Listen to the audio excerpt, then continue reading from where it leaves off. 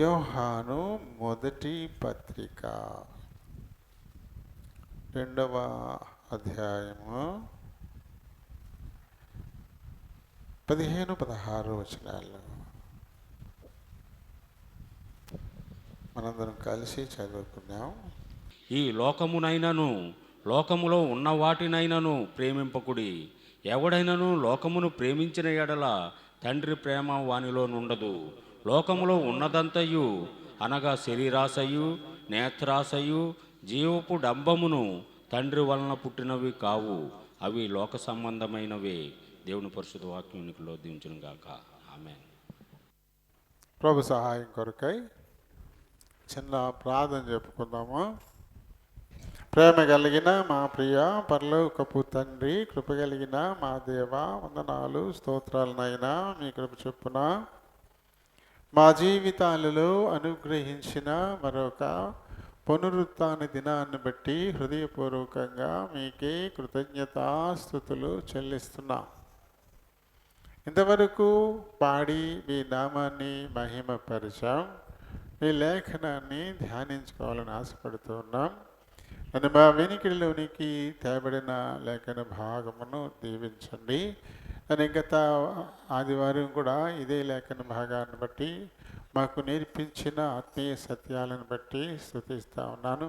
మరి ఈ దినము నన్ను మమ్మల్ని ఆత్మీయంగా బలపరచడానికి ఏ మాటలు మాకు ఇవ్వబోతున్నావో నాయనా, వాటన్నిటినీ కూడా జాగ్రత్తగా విని గ్రహించుకుని నడుచుకుని ఆత్మీయ మేలు పొందులాగున ప్రతి వారి హృదయాలను తెరవండి.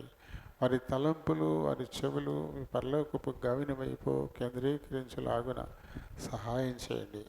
దీనుని బలహీనుని ప్రభా, నీ వాక్యమును బట్టి మాట్లాడడానికై నిలబడబోతున్నాను. నన్ను జ్ఞాపకం చేసుకోండి తండ్రి. నన్ను ఖాళీ చేయండి తండ్రి.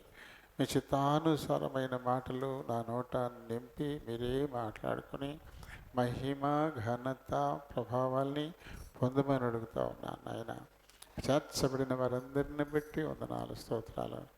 ఎవరైనా రానుండి త్వరపెట్టి తోడుకునండి ఆయన. మరి అన్ని అవయవాలు సహకరించి పైకి రాగలిగి కూడా కొంతమంది బిడ్డలు మరి కిందనే వండిపోతూ ఉన్నారు. కింద వారి కోసం కాదు, అది బొత్తిగా మోకాళ్ళు పట్టేసి పైకి ఎక్కలేని వృద్ధుల కొరకు, అలాగే చంటి బిడ్డల తల్లుల కొరకు మాత్రమే మరి బేతేలను మీరు ఇచ్చారు. కానీ నేను దీన్ని అవకాశంగా తీసుకుని రాగలిగి కూడా రాకుండా కింద వండిపోతున్నారు.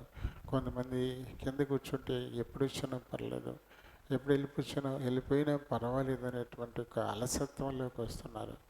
ఇది మీకు ఖచ్చితంగా కనబడుతుంది. మీకు కనబడని సృష్టము ఈ సృష్టిలోనే లేదు. కాబట్టి నాయన, ఆ ప్రియులు రాగలిగిన వారు, మెట్లెక్కి రాగలిగిన ప్రతి వారు పైకి వచ్చేలా వారి హృదయాలకు బలమైన తలంపు పుట్టించమని మీ చేతులకే వారిని అప్పగించుకుంటున్నాను. నన్ను అలాగే మరి వాక్యోపదేశం మీరు ఇస్తున్న సమయంలో కానీ, అలాగే ఆరాధన చేస్తున్న సమయంలో కానీ మరి కొంత లేని మరి ఈ లోక సంబంధమైన కబుర్లను చెప్పుకుంటూ అల్లరిగా ఉంటున్నారని కొంతమంది బాధపడుతున్నారు కింద ఉండేవాళ్ళే. కాబట్టి నాయన దయతలచండి. మీరు చూస్తున్నారు, కింద ఉన్నంత మాత్రాన మీకు కనపడింది ఏది లేదు కదా. కాబట్టి నాయన మీరు చూస్తున్నారనేటువంటి భయము, భక్తితో నీ బిడ్డలుండులాగున సహాయం చేయండి. నిద్రాత్మల్ని, అంధకార శక్తుల్ని నజరేయుడని యేసు నామములో బంధిస్తున్నాం. నన్ను, మమ్ములను, ఈ మందిరాన్ని, ఈ విద్యుత్ సౌండ్ సిస్టమ్ ఇవన్నీ మీ చేతులకు అప్పగించుకుంటూ మీ నామమును అతిగా హెచ్చిస్తూ నన్ను మమ్మల్ని తగ్గించుకుంటూ ప్రభువును మా రక్షకుడునైన యేసు నామంలో ఈ మనవులు సమర్పిస్తూ ఉన్నాను మా పరమ తండ్రి. ఆమేన్. Praise the Lord. ప్రభునాములందరికీ వందనాలు.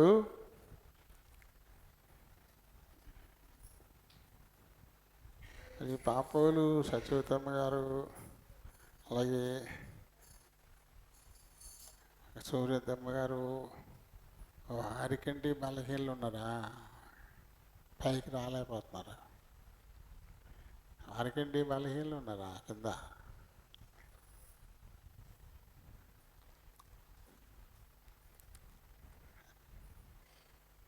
సరే అండి. మరి ఊరంతా ఏదో ఒక వాతావరణం ఉన్నట్టుంది, చాలా హడావిడి ఉన్నట్టుంది కదా.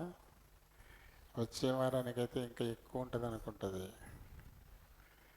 ఈ వారాంతం 3 రోజులు ఊరంతా మారిమోగిపోద్దేమో కదా. కాబట్టి వచ్చే ఆదివారం ఊరు నిండా పెళ్లి చేసుకుని బయటికి వెళ్ళిపోయిన ఆడపడుచులందరూ వచ్చేస్తారు అనుకుంటా ఊళ్ళోకి. ఎందుకంటే వాళ్ళు వచ్చి బట్టలు కట్టుకు వెళ్ళాలంట, లేకపోతే ఇంటి వాళ్ళకి కీడు వచ్చేద్దంట.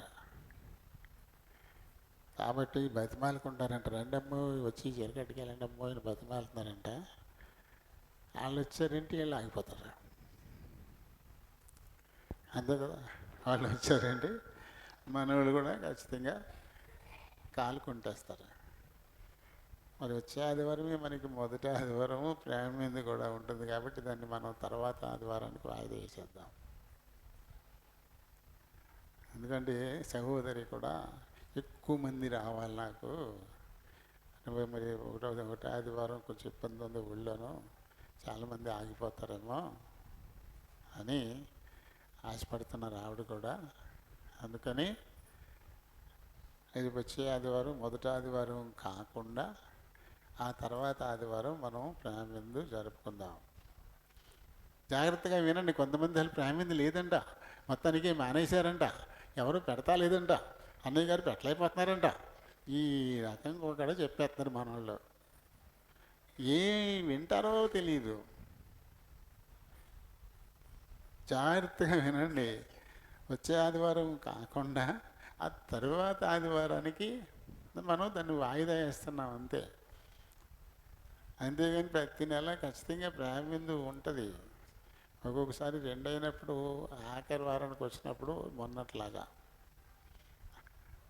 ఆగచ్చు. కానీ మామూలుగా అయితే ఎవరు పెట్టినా ఎవరు పెట్టకపోయినా దేవుని కృపను బట్టి మనం ప్రేమ విందు జరుపుకుంటాం ప్రతి నెల కూడా. సరే, అర్థమైంది కదా. వచ్చే నెల ఉండదు, వచ్చే ఆదివారం ఉండదు, వచ్చే ఆదివారం ఆ తర్వాత ఆదివారం 8వ తారీఖు అనుకుంటా, 8 కదా, మార్చి 8 ఆదివారం మనం ప్రేమ విందు జరుపుకుందాము. రైట్. గత వారం మరి ఇదే వాక్య భాగం మనం ధ్యానించుకున్నాం కదా. ఇదే వాక్య భాగం. ఈ వాక్య భాగంలో ఓ 3 ముఖ్యమైనటువంటి విషయాలు. ఆ 3 సాతాను చేతిలోని బలమైన బాణాలు. వాటిని అది ఉపయోగించే పాపరహితులుగా దేవుని చేత నిర్మించబడినటువంటి వారిని పాపులుగా మార్చేసింది. ఈ 3 బాణాలే. ఈ బాణాలు దేవుని వలన కలిగినవి కావు, అవి దుష్టుని నుండి వచ్చేవే. కాబట్టి ఈ లోకమంతా ఈ 3తోటే నిండిపోయి ఉంది. అందుకని ఆత్మ అలా చెబుతుంది, ఈ లోకమునైనను లోకంలో ఉన్న వాటినైనను. ఏంటవి ఉన్నాయి అంటే అవి కూడా చెప్పేశాడు. శరీరాశ, ఇది ఒక బాణం, సాతాను చేతిలో ఉంది. నేత్రాశ, ఇది ఒక బాణం. జీవపు డంబం. ఈ 3తో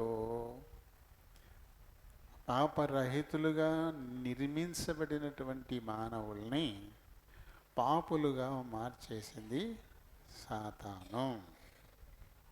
కాబట్టి వీటిని అస్సలు ప్రేమించొద్దు. ఇవి దేవుడిచ్చినవి కాదు, ప్రేమించొద్దు. ఇలాంటి వారిని చేసేటువంటి వాళ్ళు దేవుని రాజ్యానికి ఖచ్చితంగా వారసులు కారు. మరి మన బలమైన కోరిక దేవుని నిత్యరాజ్య వారసత్వమే అయితే ఈ మాటను మనం మన ఎదురుగుండా పెట్టి రాసేసుకోవాలా. ద్వితీయోపదేశకాండం 6వ అధ్యాయంలో చెప్పినట్టుగాను నీ ద్వారబంధపు కమ్ముల మీద రాసుకో, నీ నుదుట వాచకంలా పెట్టుకో, చేతికి కంకణంలా కట్టుకో, నడానికి బెల్ట్లా పెట్టుకో, బయటికి వెళ్ళేటప్పుడు లోనికి వచ్చేటప్పుడు వీటి గురించి మాట్లాడు అని చెప్పాడే పాత నిబంధనలో. ఇప్పుడు ఈ కొత్త నిబంధనలు ఇప్పుడు మనం ప్రత్యేకించి చేసుకోవాల్సింది కొత్త ఏర్పాటు. ఇది రాసేసుకోవాలి. ఈ లోకాన్ని ప్రేమించకూడదు, ఈ లోకంలో ఉన్న వాటిని ప్రేమించకూడదు. లోకంలో ఉన్నదంతా శరీరాశ, నేత్రాశ, జీవ కుటుంబం, ఇవి దేవుని వలన కలిగినవి కావు. వీటిని ఎవరు అనుసరిస్తారో దేవుని నిత్యరాజ్య వారసత్వం వారికి దొరకదు. కాబట్టి బాబోయ్, నేను వీటిని మట్టుకు మరిచిపోకూడదు అనుకోవాలి ప్రతి వారు కూడా. ఈ లోకంలో దేవుడు మనల్ని ఉంచింది ఎందుకు చాలాసార్లు చెప్పుకున్నాం. మోషే మా ఆయుషు 70 ఏళ్ళు, అధిక బలం అంటే 80 ఏళ్ళు. ఆ టైం వచ్చేసరికి నరులారా తిరిగి రండి, నువ్వు పెళ్లి చేస్తావు, మనుషులను మంటికి మార్చేస్తావని 90 కీర్తనలో మన పితరుడైన మోషే చెప్పాడు. అయితే ఎందుకు ఈ 70 ఏళ్ళ, అధిక బలం అంటే 80 ఏళ్ళ ఈ లోకంలో మనం ఉంటున్నాము అంటే ఈ లోకం మంది కాదు. మేము పరదేశుకు చెందిన వారం, మన మూలం అక్కడే ఉంది. మన వాళ్ళు ఇంగ్లాండ్లో ఎవరైనా ప్రైమ్ మినిస్టర్ అయితే వాళ్ళ తాత ముత్తాతలు ఇండియన్సే. భారతీయ మూలాలు కలిగిన వాడు ఇంగ్లాండ్ని వెళ్తున్నాడు అని చెప్పుకుంటారు మన వాళ్ళు. భారతీయ మూలాలు ఉన్న వాళ్ళు ఆస్ట్రేలియా పెద్ద పదవుల్లో ఉన్నారని చెప్పుకుంటున్నారు. భారతీయ మూలాలు ఉన్న వాళ్ళు అంటే వాళ్ళ తాత ముత్తాతలు ఇండియన్స్ అంట. అప్పటికి ఇండియాయే లేదు. ఇండియా అనేది ఎప్పుడు ఏర్పడింది? మనకు స్వాతంత్రం వచ్చాక ఏర్పడింది. అప్పుడు దాకా వందలాది చిన్న చిన్న చిన్న రాజ్యాలు 600 పైచిలకు సంస్థానాల కింద మొక్కల కింద ఉండిపోయినాయి. వీటన్నిటినీ సర్దార్ వల్లభభాయ్ పటేల్ అనేటువంటి ఆయన స్టీల్ మెన్ ఆఫ్ ఇండియా అని ఆయన పిలుస్తారు. ఆయన అందరినీ ఒప్పించి వీటన్నిటినీ భారతదేశం ఒక్కటిగా ఉండేలా ఆయన కృషి చేశాడు. మనకు స్వాతంత్రం వచ్చిన తర్వాతే ఈ భారతదేశం అనేది పూర్తిగా ఒక్కటిగా ఉంది. కానీ అంతకుముందు ఇండియా అంటే ఏం చెప్పాలి? ఏం చెప్పడానికి లేదు. చాలా చాలా చాలా చాలా చాలా చిన్న చిన్న రాజ్యాలు, చిన్న చిన్న రాజ్యాలుగా ఉండేది అనమాట. బైబిల్లో ఉన్నాయి చిన్న చిన్న రాజ్యాలు, అలాగే చిన్న చిన్న రాజ్యాలు. స్వాతంత్రం వచ్చిన తర్వాత అంటే 1947లో వచ్చింది స్వాతంత్రం. ఇప్పుడు ఎన్నేళ్ళు అయి ఉంటుంది? 80 కూడా తక్కువ, 79 అంతేనా? అంతే కదా. అంతకుముందు లేదు, ఆ తర్వాతే వచ్చింది. కానీ ఎప్పుడో వాళ్ళు దేశం వదిలిపెట్టేసి అక్కడికి వెళ్ళిపోయారండి వాళ్ళు. అయినా సరే మా భారతీయ మూలాలు ఉన్నటువంటి వాళ్ళు యూరోప్ని వెళ్తున్నారు, ఆస్ట్రేలియాని వెళ్తున్నారు అని మనం చెప్పుకుంటున్నాం గొప్పలో. అంటే మూలానికి అంత ప్రాధాన్యత ఉంది అని.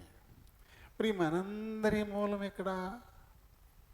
We are not at all belongs to this world, we are all belongs to paradise. పరదైసు, పారడైజ్ అంటే పరదైసు. మనందరము పరదైసుకు చెందినటువంటి వారం. దేవుడిని యెహోవా నేలమంటితో నరుని నిర్మించి అతన్ని పరదైసులోనే పెట్టాడు. అతనిలో నుంచి మళ్ళీ స్త్రీని తయారు చేసి ఆయనకి భార్యగా ఇచ్చాడు. వారితో ఆయన సహవాసం చేస్తూ వచ్చాడు. మనం అక్కడోళ్ళమే, అది మనం గుర్తుపెట్టుకోవాలా. మనం ఇక్కడి వారం కాము. మన మూలం పరదైసులో ఉంది. మనం పరదైసుకు చెందినటువంటి వారము. కాబట్టి ఎప్పుడైనా సరే మనం అక్కడికి వెళ్ళిపోవలసిందే. తాత్కాలికంగా ఉద్యోగానికి అమెరికా వెళ్ళినంత మాత్రాన అక్కడ ఉండిపోతారా? లండన్ వెళ్ళినంత మాత్రాన అక్కడ ఉండిపోతారా? లేకపోతే జర్మనీను, ఆస్ట్రేలియాను, కెనడాను, ఆఫ్రికాను వెళ్ళినంత మాత్రాన అక్కడ ఉండిపోతారా? కొన్నాళ్ళ పాటు అక్కడ అమెరికా సీతయ్య గారు ఉన్నారు మన ఊళ్ళో. అందే సీతారాం గారు అనుకుంటా, ఆయన పేరు సీతారాం. అందే సీతారాం అంటే సత్యం గారి అబ్బాయి కాదు, ఆయన సీతారామే. ఇంకొక ఆయన ఉన్నాడు అమెరికా సీతయ్య గారు అంటారు ఆయన్ని. మరి అమెరికాలో ఉండి ఉద్యోగం చేసుకుని డబ్బులు సంపాదించుకుని ఆఖరికి ఏం చేసిన మళ్ళీ ఇక్కడికి వచ్చాడు. ఎందుకంటే ఈ దేశం అయింది, అమెరికా కాదు అయింది. కొన్నాళ్ళ పాటు అక్కడ ఉన్నారంతే. అలాగే మన దేశం ఇది కాదు, మన లోకం ఇది కాదు, మనది పరదైసు. పరదైసుకు చెందిన వారం మనం. కాబట్టి ఈ లోకం వదిలిపెట్టి మళ్ళీ అక్కడికే వెళ్ళాలి. ఒకవేళ దారి తప్పితే ఏమవుతుంది? దారి తప్పితే వేరే చోటుకి వెళ్ళిపోతుంటాం కదా. మనం కూడా ఒక్కొక్కసారి దారి తప్పిపోతూ ఉంటాం. తప్పిపోయి అక్కడక్కడే గిరగిరా తిరుగుతూ ఉంటాం. ఒకసారి నేను అలాగే రమేష్ గారు ఎందుకంటే ఉణుదురు వెళ్ళపోయి గిరగిరా తిరుగుతున్నాం. ఎండగంటి దాకా వెళ్ళకుండా మధ్యలోనే ఇంకో దారి ఇచ్చుకుని మళ్ళీ ఇలా ఆరేడు దగ్గర నుంచి పాందవు నుంచి ఇలా వెళ్ళాము. అలా తిరిగి ఉప్పులూరు తూకాడికి మళ్ళీ వచ్చేస్తున్నాం అనమాట. అలా తిరిగి వచ్చేస్తున్నాం. దారి తప్పితే గమ్యానికి చేరుకోలేము. తిరిగిన కాడే తిరుగుతాం, టైం కాస్త అయిపోతుంది.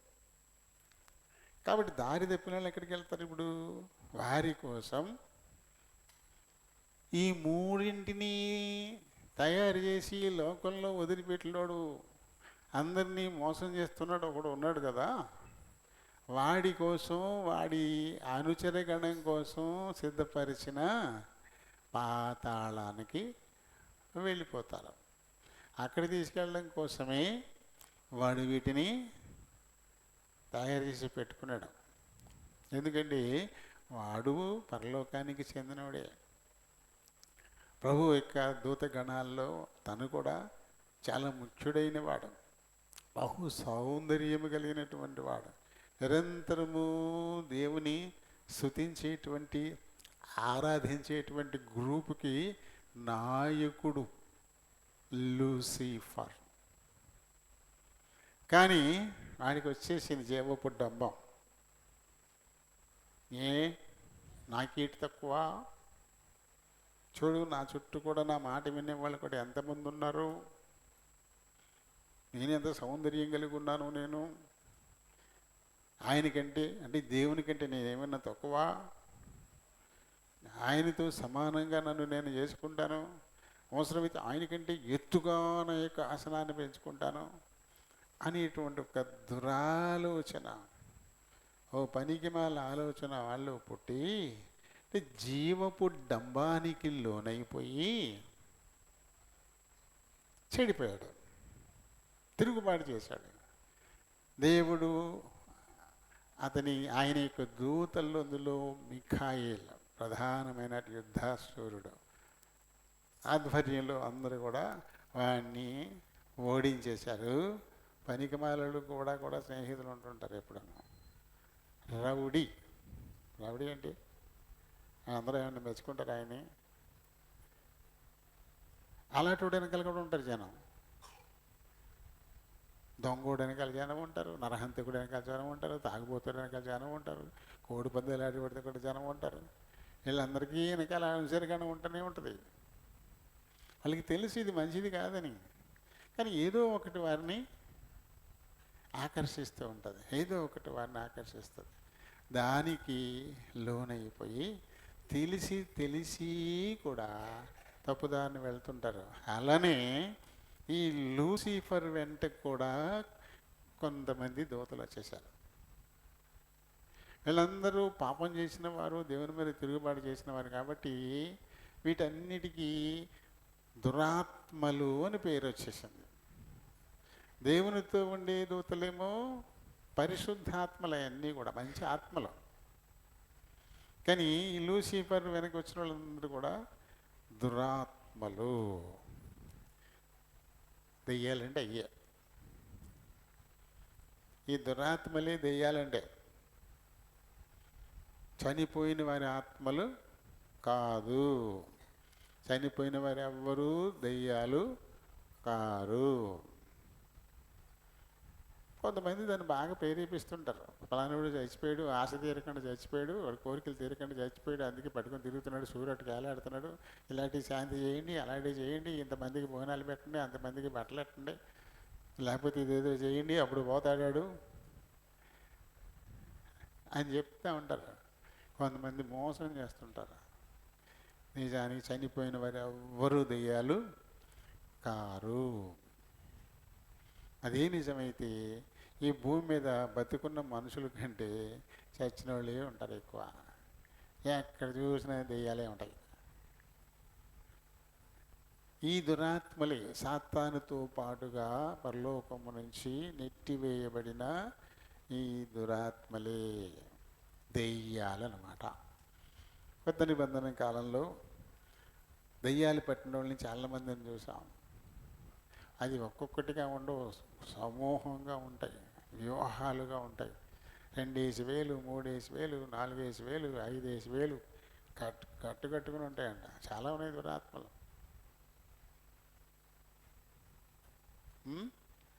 అది కాబట్టి ఎవరికైనా ఇంకా చచ్చిపోయిన వాళ్ళు ఎవరైనా దెయ్యాలయ్యి పట్టుకుంటున్నారని ఎవరైనా చెప్తే నమ్మబాకండి. అది పచ్చి అబద్ధం. చచ్చిపోయిన వాళ్ళు ఎవ్వరూ దెయ్యాలు కారు. ఇక్కడే ఉండాలి కదా దెయ్యాలని, ఇక్కడే ఉండాలి కదా. దారి పోయి వాళ్ళని వెళ్ళలేకుండా అడ్డుకుని పీకాలి కదా, ఇక్కడే కదా. మరి నేను ఇప్పుడు నెడమరు రోడ్డుకి వచ్చారు, ఇప్పుడు ఆ రోడ్డుకి వెళ్ళలేకుండా ఈ రోడ్డుకి వెళ్ళలేకుండా పట్టేసుకోవాలి, కాసేసుకోవాలి. కాబట్టి చనిపోయిన వారు ఎవరు? దయ్యాలు గారు. సాతాను చేత దేవుని మీద తిరుగుబాటు చేసినప్పుడు వాడితో పాటుగాను ఉన్నటువంటి వారందరూ దేవుని చేత నెట్టివేయబడ్డారు. వారి కోసమే పాతాళం అనేది సిద్ధపరచబడింది. దేవుడు తన బిడ్డల కోసం పాతాళాన్ని సిద్ధం చేయలేదు. వారి కోసం పరలోకాన్ని కట్టాడు, పరలోకాన్ని కట్టాడు వారి కోసం, అంతేగాని పాతాళం అయితే కాదు.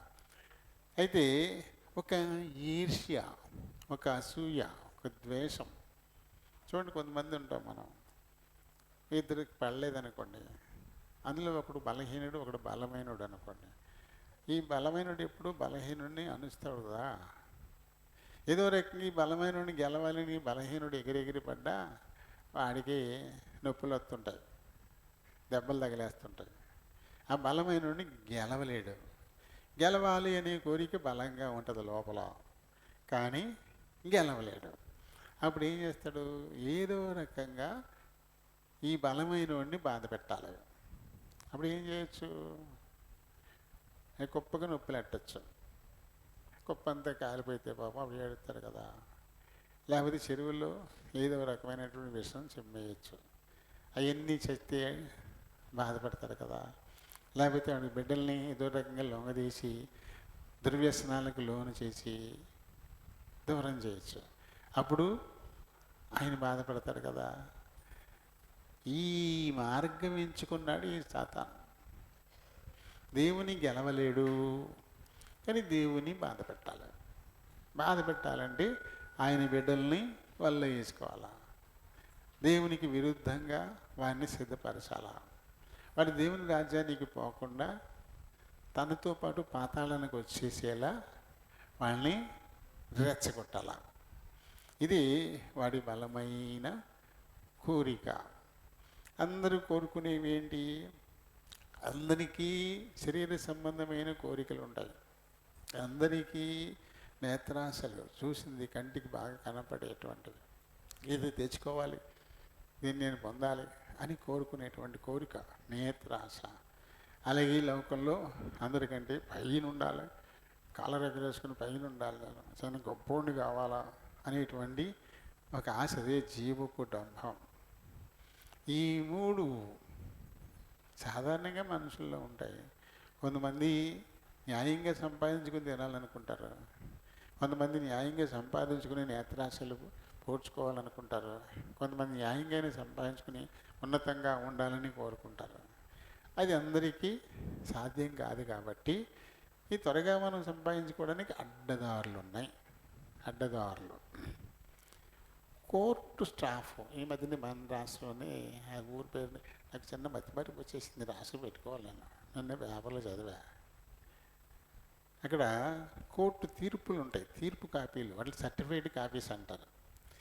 కోర్టులో గెలిచిన తర్వాత ఆ ఉత్తర్వులు ఇస్తారన్నమాట, ఉత్తర్వులు కాపీలు. ఈ కాపీలు ఇవ్వడం కోసం ఆ కోర్టుకు సంబంధించిన స్టాఫ్ ఆడవాళ్ళే అందరూ, 5 5 ఆ కాపీల కోసం ఊరినే ఇవ్వాలి కాపీలు. 5,000 ఇమ్మన్నారంట. ఒక కొడుకు 5, ఒక 1000 రూపాయలు చెప్పిన 5 ఆడవాళ్ళే. వాళ్ళు ఎక్కడ పనిచేస్తున్నారు? న్యాయస్థానంలో పనిచేస్తున్నారు. న్యాయస్థానంలోనే లంచం, న్యాయస్థానంలోనే అన్యాయం. ఎందుకు ఇది? ఏదో ఒకటి చూశారు, అది కొనాలా, ఈ జీతం రాళ్లతోటి దాన్ని కొనలేరు కాబట్టి అదనంగా ఏమైనా సంపాదించుకోవాలా. అడ్డదారులతో నేత్రాంశాలను తీర్చుకోవాలనుకోవడం, అడ్డదారులతో ఉన్నతంగా ఎదిగిపోవాలనుకోవడం, అడ్డదారులతో చాలా విలువైనవి తినాలి. మామూలు పప్పుచారు వండుకోవచ్చు, శుభ్రంగా బాగానే ఉంటుంది. మరి చికెన్ 65తో బిర్యానీ తినాలనిపిస్తే ఊరిని వస్తుందా? ఓ భోజనానికి వచ్చి 200, 260 రూపాయలు ఉంటుంది. ఓ 100 రూపాయలు పెట్టుకుంటే ఇంటిల్లి 10 మనం భోంచేసేయచ్చు ఇంట్లో. దానికోసం ఏం చేయాలి? అడ్డదారులు దొక్కాలి. శరీరాశ తీర్చుకోవడం కోసం అడ్డదారులు, నేత్రాశలను తీర్చుకోవడం కోసం అడ్డదారులు, జీవపడ్డంబాన్ని తీర్చుకోవడం కోసం అడ్డదారులు. వీటికి మనుషులు అలవాటు పడిపోయేలా చేసిన వాడెవరు? వీళ్ళు మొట్టమొదటి ప్రథమ ఫలం ఎవరు? కయీనే పొందాడు మొదటి ఫలం, కయీనే పొందాడు. హేబేలు యొక్క అర్పణను దేవుడు స్వీకరించాడు, నా అర్పణను దేవుడు తృణీకరించాడు అని చాలా సిగ్గుపడిపోయాడు. తన అహం దెబ్బతినేసింది, జీవకుటుంబం కుంగిపోయింది. దాంతో తన రక్తం, తన సోదరుడు అని కూడా చూడకుండా కొట్టి చంపేశాడు. కయ్యేను హేబేల్ని కొట్టి చంపేశాడు. కేవలం తన అర్పణను దేవుడు స్వీకరించలేదు, వీడి అర్పణను స్వీకరించాడు. అదే కారణం. ఆ కారణంతోనే మొదటి హత్య. ఇలానే కొనసాగుతూనే ఉన్నాయి ఎప్పటికీ. అలానే ఈ శరీరాశలు, ఈ నేత్రాశలు, ఈ జీవకుటుంబాలు, ఈ 3 బాణాలకి ఏదో ఒక బాణానికి తగులుకుంటూనే ఉన్నారు మనుషులు. 3 ఒకరినే తగలక్కర్లేదు, ఏదో ఒకటి తగిలినా చాలు. బాణం తగిలితే పోతాం కదా, ఏది గుచ్చుకున్నా అంతే. ఇప్పుడంటే తుపాకీలు వచ్చాయి కానీ మరి ఇదివరకు అన్నీ బాణాలే కదా. విలువిద్యే, విల్లు బాణం, వాటితోటి గుచ్చితే ఇక్కడి నుంచి అవతలకి వెళ్ళిపోయేది, ఇక్కడ గుచ్చుకుని అవతలకి వెళ్ళిపోయేది అంతే. అంతే సాతాను బాణాలు గుచ్చుకుపోతూ ఉన్నాయి. మనకప్పుడు ఆలోచన వస్తుంది, ఇది ఎలాగండి? శరీరాశలు వద్దంటే ఎలాగే, ఏం తినొద్దా, ఏం తాగొద్దా, నేత్రాశలు వద్దంటే ఎలాగా, చూసింది ఏదో కావాలనుకుంటాం కదా, కోరుకుంటాం కదా, మరి వద్దా? అలాగే నేను కొంచెం గొప్పగా ఉండాలి అనుకోకుండా ఉంటామా ఏంటి? వీటిని ఎలా మనం గెలవగలుగుతాం? ఈ లోకాన్ని గెలవడం మన వల్ల కాదు అని నిర్ణయానికి వచ్చేసారు మనుషులు. కాబట్టి ప్రభు ఏం చేశాడు? ఈ లోకాన్ని గెలవడం సులువే అని, మనలాగా నువ్వు గెలుస్తావు, నువ్వు దేవుడు కాబట్టి నువ్వు గెలవగలవు బాబు, మాలాగా రక్త మాంసాల్లో ఉండేవాడు గెలవాలంటే ఎలాగా? అది మా వల్ల అవుతుందా? అవదు అని మనం అనుకుంటున్నామని ఆయన ఏం చేశాడు? ముందే చెప్పేశాడు, స్త్రీ సంతానంగా మీ శరీర రక్త మాంసాల్లోకి వస్తాను నేనని ఆదికాండం 3వ అధ్యాయంలోనే ప్రకటించేశాడు ఆయన. అలా ప్రకటించిన తర్వాత, ఆ కాలం పూర్తయిన తర్వాత ఆయన స్త్రీ సంతానంగా ఈ లోకంలోనికి మనలాగానే రక్తం, మాంసం, ఆకలి, కన్నీరు అన్నీ కలిగిన వాడిగా ఈ లోకానికి వచ్చేసాడు. వచ్చి మనుషులకి ఏం చేయాలి? ఇప్పుడు ఒక ధైర్యం ఇవ్వాలి. ఇదిగో లోకాన్ని గెలవచ్చు, చూడు నేను గెలిచి చూపిస్తా అని చెప్పి అందుకొరకు ఏం చేశాడు ఆయన? శరీరాశని గెలవాలా అంటే ఏం తినాలి, తినడం అన్నమాట. కడుపుకి ఏం తినాలి అనేది. 40 రాత్రి పగళ్ళు ఉపవాసం ఉండిపోయాడు ఆయన. ఏమీ తినకుండా ఉండిపోయాడు, ఉపవాసం ఉండిపోయాడు 40 రాత్రి పగళ్ళు లేకుండా. చూడండి ఎంత ఆకలేసేది.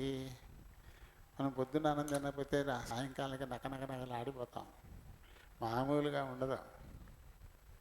కడుపులో పేగలు బుర్రులు ఆడిపోతూ ఉంటాయి, లోనికి ఏమి వెళ్ళకపోతే ఓ రకంగా ఉండదు. అలాంటిది 40 రోజులు ఏమీ తినకుండా ఉంటే ఎలా ఉంటుంది ఆయన పరిస్థితి? పూర్తిగా 40 రోజుల పాటు ఏమీ తినకుండా కడుపుని ఎండగట్టుకుని ఆకలితో నకనకలు ఆడిపోతున్నటువంటి పరిస్థితి తెచ్చుకొని ఉన్న తర్వాత దేవుడు ఆయన్ని అపవాది చేతికి అప్పగించాడు. ఈ అపవాదికి ఉన్న బాణాలేంటి? పాపరహితంగా నిర్మించబడిన వారిని ఓడించేశాడు. ఇప్పుడు పాపరహితుడిగా పుట్టినటువంటి వాడు ఈయన. ఈయన జన్మలో పాపం లేదు, పాపరహితుడుగా పుట్టుకొచ్చినాడు. వాళ్ళు పాపరహితులుగా నిర్మించబడ్డ వాళ్ళు, రెండు ఒకటే. ఈయన పాపరహితుడిగా లోకంలోకి వచ్చాడు కాబట్టి ఈయన ఇలా ఓడించాలి అని చెప్పేసి వచ్చేసాడు. ఈడు 3 బాణాలు వచ్చి వచ్చేసాడు రెడీగా. అప్పుడు పరదేశంలో పాపరహితులుగా నిర్మించబడినటువంటి ఆదామహమ్మల్ని ఓడించేశాను కదా. ఈయనంత ఏమైనా మనిషిగా పుట్టాడు కదా, పాపరహితుడిగా పుట్టిన మనిషి యొక్క రక్తమాంసాల్లోనే ఉన్నాడు కదా, ఓడించేద్దాం అనుకున్నాడు. వచ్చేసాడు. టైం చూసుకుంటాడు ఎప్పుడు కూడా ఆడు. మన అవ్వమ్మ ఈ చెట్టు ఫలాన్ని తినొద్దన్నాడు, ఇది ఎలా ఉంటుందో ఇదేంటో అని అక్కడక్కడే తెచ్చాడినప్పుడే కదా సాతానికి దొరికేసింది. అలా ఈడు ఎప్పుడు కాసుకుని ఉంటాడు అన్నమాట.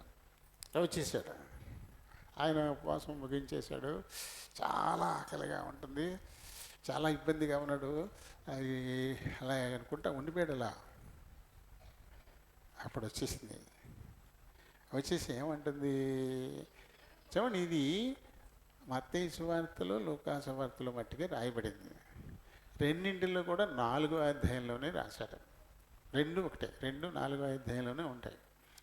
ఈ మత్తయి సువార్త 4వ అధ్యాయం 3వ వచనం చదువుదాం. ఆ శోధకుడు ఆయన యొద్దకు వచ్చి, నీవు దేవుని కుమారుడవైతే. ఇది రెచ్చగొట్టడం, జీవపు డంబాన్ని వాడుకుంటుంది ఇక్కడ. నువ్వు దేవుని కుమారుడవైతే, నేను దేవుని కుమారుని కాదా, నేను దేవుని కుమారుణ్ణే మనకు వచ్చేది అదే. వెంటనే అలా అన్న మాటకి జవాబు ఇదే వస్తుంది. తర్వాత ఏమంది? ఈ రాళ్ళు రొట్టెలు ఆజ్ఞాపించు, నువ్వు దేవుని కుమారుడు అయితే ఈ రాళ్ళు రొట్టెలగును గాక అను అను అను. ఎందుకనాలి? దాని మాట చెప్పు అనాలా? అది చెప్పింది కాబట్టి చేయాలా? అవును నేను దేవుని కుమారుణ్ణి, ఈ రాళ్ళారా రొట్టెలు అయిపోండి అన్నాడు అనుకోండి. ఆయన చేసినట్టు అవుతుందా? సైతాన్ చేసినట్టు అవుతుందా? సాతాను మాట చెప్పున ఈయన చేసినట్టు అవుతుంది.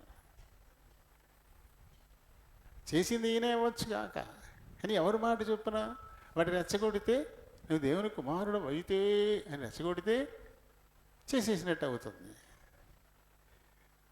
ఎందుకంటే ఆకలిగా ఉన్నాడు బాగా, 40 రోజులు అన్నం లేదు. ఏ కనబడితే తిని కరకర నవ్వులు తినేయాలనిపిస్తుంది. అలాంటి పరిస్థితుల్లో వచ్చేసి ఈ రాళ్ళు రొట్టెలగునట్లు ఆజ్ఞాపించు అంటే తినేసేయి, రాళ్ళు రొట్టెలు చేసుకుని తినేసేయి, ఎందుకంత ఆకలితో పడి ఉంటావు అనేసరికల్లా ఈయనేమన్నాడు తెలుసా? దేవుని వాక్యమే చెప్పాడు, సొంత మాటలేం చెప్పాల. ద్వితీయోపదేశకాండం 8వ అధ్యాయం 3వ వచనంలో ఏముందో ఆ మాట చెప్పాడు. మనుష్యుడు రొట్టె వలన మాత్రము కాదు కానీ దేవుని నోట నుండి వచ్చు ప్రతి మాట వలనను జీవించును. వదలబో, నీ బోడి సలహాలు ఏమి నాకు ఇవ్వాల్సిన పని లేదు. నేనేం చెయ్యాలో నాకు తెలుసు. వదిలిపో. మనిషి బతకాలంటే రొట్టెల మాలనే బతుకుతారా? దేవుని నోట నుండి వచ్చు ప్రతి మాట వల్ల జీవిస్తాడు మనిషి. నిజమా అంటే పద్మాస ద్వీపంలో ఏమీ తినకుండా తాగకుండా జీవించి ప్రకటన గ్రంథాన్ని మనకు రాసిపెట్టాడు యోహాను భక్తుడు. గొడ్డుమోతు ద్వీపం, ఆకలితో అలమటించి చచ్చిపోతాడు. నీళ్లు దొరకు, ఆహారము దొరకదని చెప్పేసి రోమన్ చక్రవర్తులు ఈ యోహాన్ని పద్మాస ద్వీపానికి, గొడ్డుమోతు ద్వీపానికి పంపించారు. కానీ అక్కడ హాయిగా రిలాక్స్ అవుతూ ప్రకటన రాశాడు ఆయన. ఎలా బతికాడు? దేవుని మాట. మనిషి జీవించడానికి రొట్టె అవసరం లేదు, ఆయన ఒక్క మాట సెలవిస్తే చాలు, ఖచ్చితంగా వాళ్ళు జీవిస్తారనేటువంటి మాట చెప్తే ఓడిపోయాడు. ఇక ఈ శరీరాశిని, ఈ బాణాన్ని ప్రయోగించాడు కానీ అది తుస్సుమంది, అది పనిచేయలా. ఓహో, ఈ బాణం కుదరలేదు, ఇప్పుడు ఇంకో బాణాన్ని ప్రయోగిద్దామని చెప్పేసి మళ్ళీ వచ్చి ఏం చేసింది, ఆయన్ని పరిశుద్ధ పట్టణానికి తీసుకెళ్ళిపోయి దేవాలయ శిఖరమున ఆయనను నిలవబెట్టి, నువ్వు దేవుని కుమారుడు అయితే కిందికి దూకుము. ఇది జీవపు డంబం. నువ్వు దేవుని కుమారుడు అయితే ఈ శిఖరం మీద నుంచి కిందికి దూకు. బైబిల్లో ఏం రాయబడిందంటే, ఆయన నిన్ను గూర్చి తన దూతలకు ఆజ్ఞాపించును, నీ పాదం ఎప్పుడైనా నువ్వు రాతికి తగులకుండా వారు నిన్ను చేతులతో ఎత్తికొందురు అని రాయబడింది కదా. 91వ కీర్తన మనం 11-12 వచనాలను చదువుకోవచ్చు. వద్దులే, దూకి, నీకేం కాదు. దూతలు వస్తారు, మరి తమ చేతులతో నిన్ను ఎత్తిపెట్టుకుంటారు, నీ కాలికి రాయేం తగలదు, దూకే. మళ్ళీ దేవుని కుమారుడు అయితే రెచ్చగొట్టడం. నేను కాదా? ఎన్ని అది ఆలోచన వచ్చేది ఎవరికైనా. మళ్ళీ ఇప్పుడు ఈయన చేసినప్పుడు వాక్యంతో అది ఇలా ఉంది కాబట్టి మళ్ళీ వాక్యంతోనే దాన్ని ఓడించాలి. సాతానును ఓడించడానికి వాక్యం సరిపోద్ది. భూమి మీద దీన్ని ఓడించాలన్నా దేవుని వాక్కు సరిపోద్ది. ఎందుకంటే దేవుని వాక్యం ఎలాంటిదంట, రెండంచులు కలిగిన ఖడ్గం అంటది. అది ఎక్కడికి కావాలంటే అక్కడికి వెళ్ళిపోద్ది. కండరాలు, ఎముకలు, మూలుగులను సైతం విడగొట్టడానికి చాలినటువంటిదండి దేవుని వాక్. మామూలు ఖడ్గం అలా చేయలేదు, కానీ ఈ ఖడ్గం మూలుగుల దాకా వెళ్ళిపోయి విడగొట్టేస్తుందంట. అంత బలమైనటువంటి వాక్. ఈ వాక్యంతో మళ్ళీ దాన్ని ఓడించడు. అదే ద్వితీయోపదేశకాండంలో 6వ అధ్యాయంలో 16వ వచనంలో, ప్రభువైన నీ దేవుని నీవు శోధింపవలదని మరి ఒక చోట రాయబడింది. అవును, పాదాలకు రాయి తగలకుండా ఎత్తి పట్టుకుంటారు, దూతలకు ఆజ్ఞాపిస్తాడు. అవునవును, రైటే, అలా రాయబడి ఉంది, ఓకే. కానీ దేవుని శోధించడానికి ఆ పని చేయకూడదు. నేను రోడ్డు అంటూ వెళ్తున్నాను, ఏ లారీ నన్ను వదకూడదు, నేను మధ్యలోనే వెళ్తాను అంటే దేవుడు నిన్ను కాపాడతాడేంటి? ప్రమాదవశాత్తు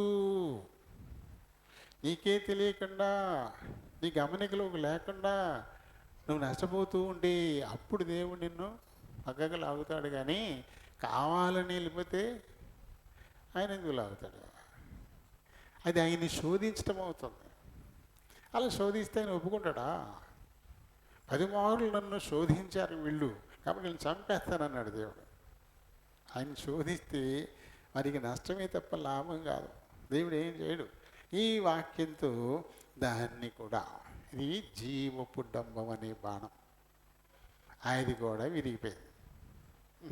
లాభం లేదు, ఇది కూడా పోయింది అని అనుకుని మళ్ళీ ఏం చేసింది? ఇప్పుడు ఇది 8వ వచనాన్ని మనం చదివితే అది ఏంటంటే, ఎత్తైన కొండ మీదికి ఆయనను తోడుకొని పోయి ఈ లోక రాజ్యములన్నిటినీ వాటి మహిమను ఆయనకు చూపి, నీవు సాగిలపడి నాకు నమస్కారము చేసిన ఎడల వీటన్నిటినీ నీకిచ్చేదనని ఆయనతో చెప్పగా.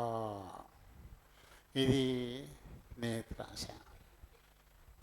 నేత్రాశ బాణం భూలోక రాజ్యాలన్నీ కూడా చూపించేసి, చూడు ఎలా ఉన్నాయో, ఎంత అందంగా ఉన్నాయో చూసావా, ఎత్తైన ఆకాశ హర్మ్యాలను చూసావా, ఇగో 170 180 అంతస్తుల బుర్జ్ ఖలీఫాను చూసావా,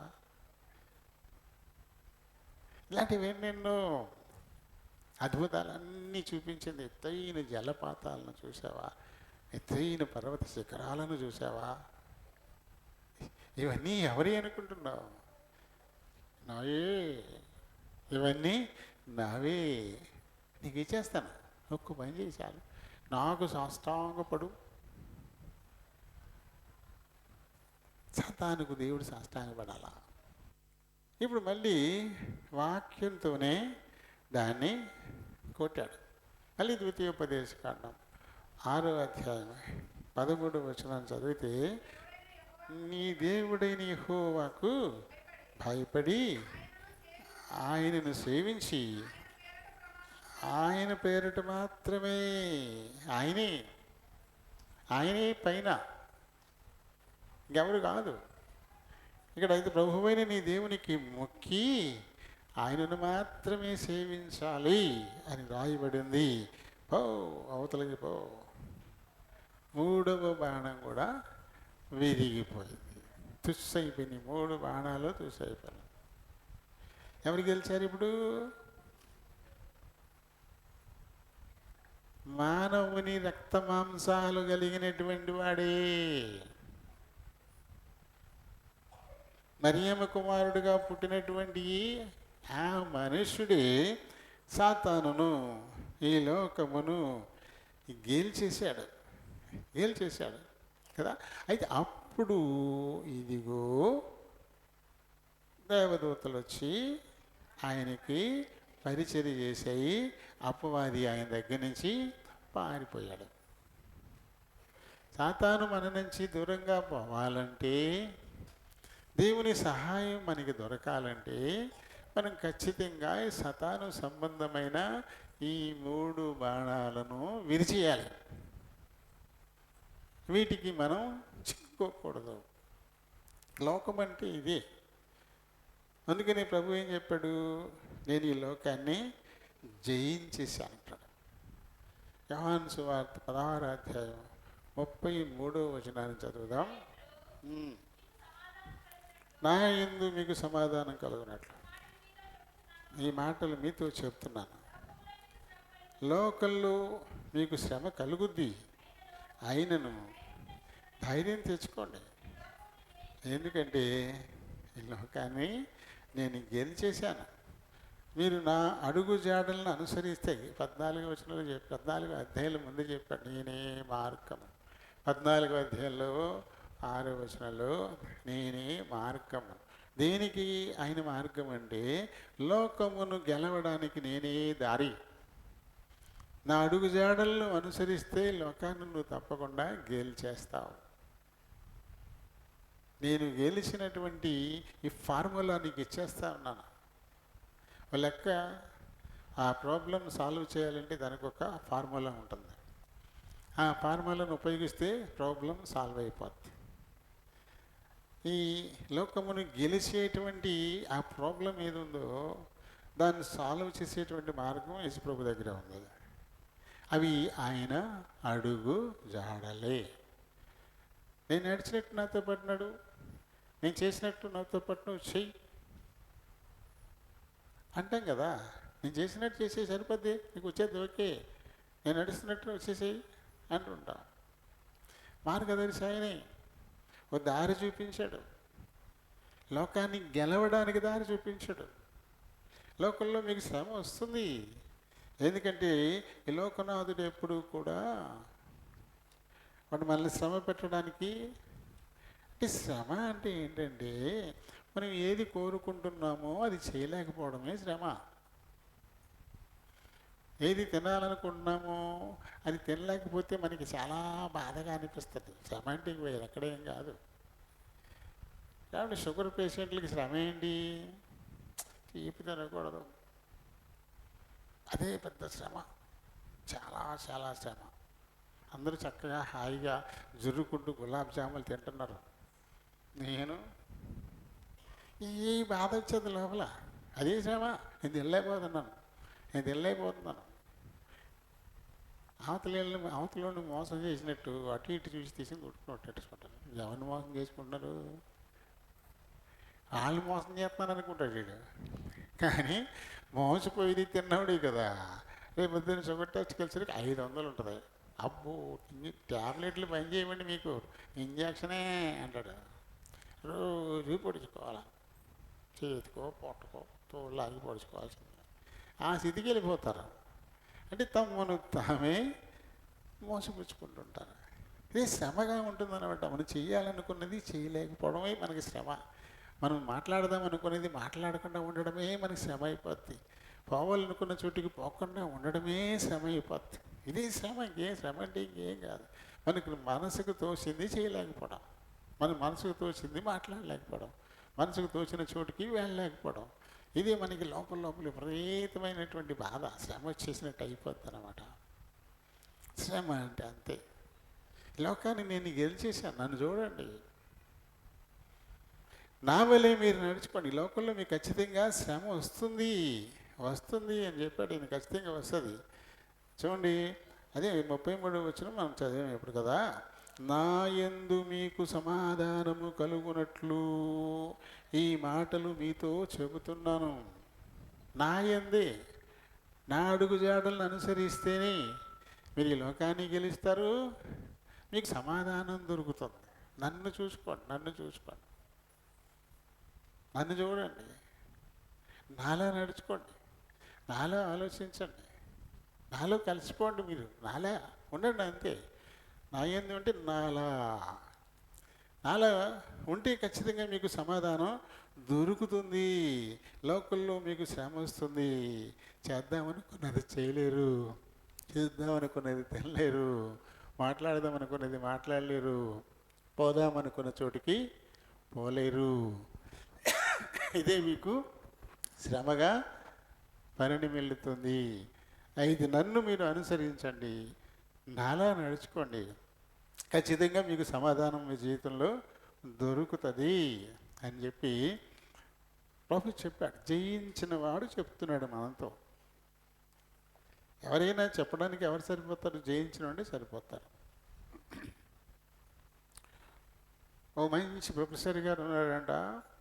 ఆయన చాలా మంచిగా మాట్లాడి ఎటువంటి వాళ్ళైనా సరే కన్విన్స్ చేసేస్తాడంట. ఇలాంటి వాళ్ళని ట్రబుల్ షూటర్స్ అంటారు. ట్రబుల్ షూటర్స్ అని చెప్పేసి అంటారు ఇలాంటి వాళ్ళని. అంటే సమస్య ఎంతలా ఉన్నా సరే తను ఎంటర్ అయ్యి తను మాట్లాడడం మొదలు పెడితే సమస్య వీటిని తీరిపోద్ది అనమాట. అంత తేలిగ్గా సమస్యని పరిష్కరించేస్తారు. ట్రబుల్ షూటర్స్ అంటారు. అలాంటి ఒక ఆయన ఉన్నాడంట. ఆయన దగ్గరికి ఒక తల్లి ఒక కొడుకుని తీసుకొచ్చిందంట. ఆ వచ్చి 16 ఏళ్ళు కూడా లేవు ఆ కొడుక్కి. వాడు ఇంటి వెనకాలకి వెళ్ళి బీడీలు సిగరెట్లు గుప్పేస్తున్నారంట. ఎక్కడ నేర్చుకున్నాడు? జేబులు కుక్కుని వెళ్ళిపోయి ఇంటికి వెనక్కి వెళ్ళిపోయి మూలకి వెళ్ళిపోయి గుప్పేస్తున్నారంట. వాళ్ళ అమ్మ పాపం ఎంత చెప్పిందో అని చెప్పినా వింటలేదంట. అలాగే అమ్మ నేను చేస్తాను అలాగే అన్నాడు, కానీ వెళ్ళిపోయి బాత్రూంలోనూ లేకపోతే వెనకాలకి వెళ్ళి మూలలు అక్కడ గుప్పేస్తున్నారంట.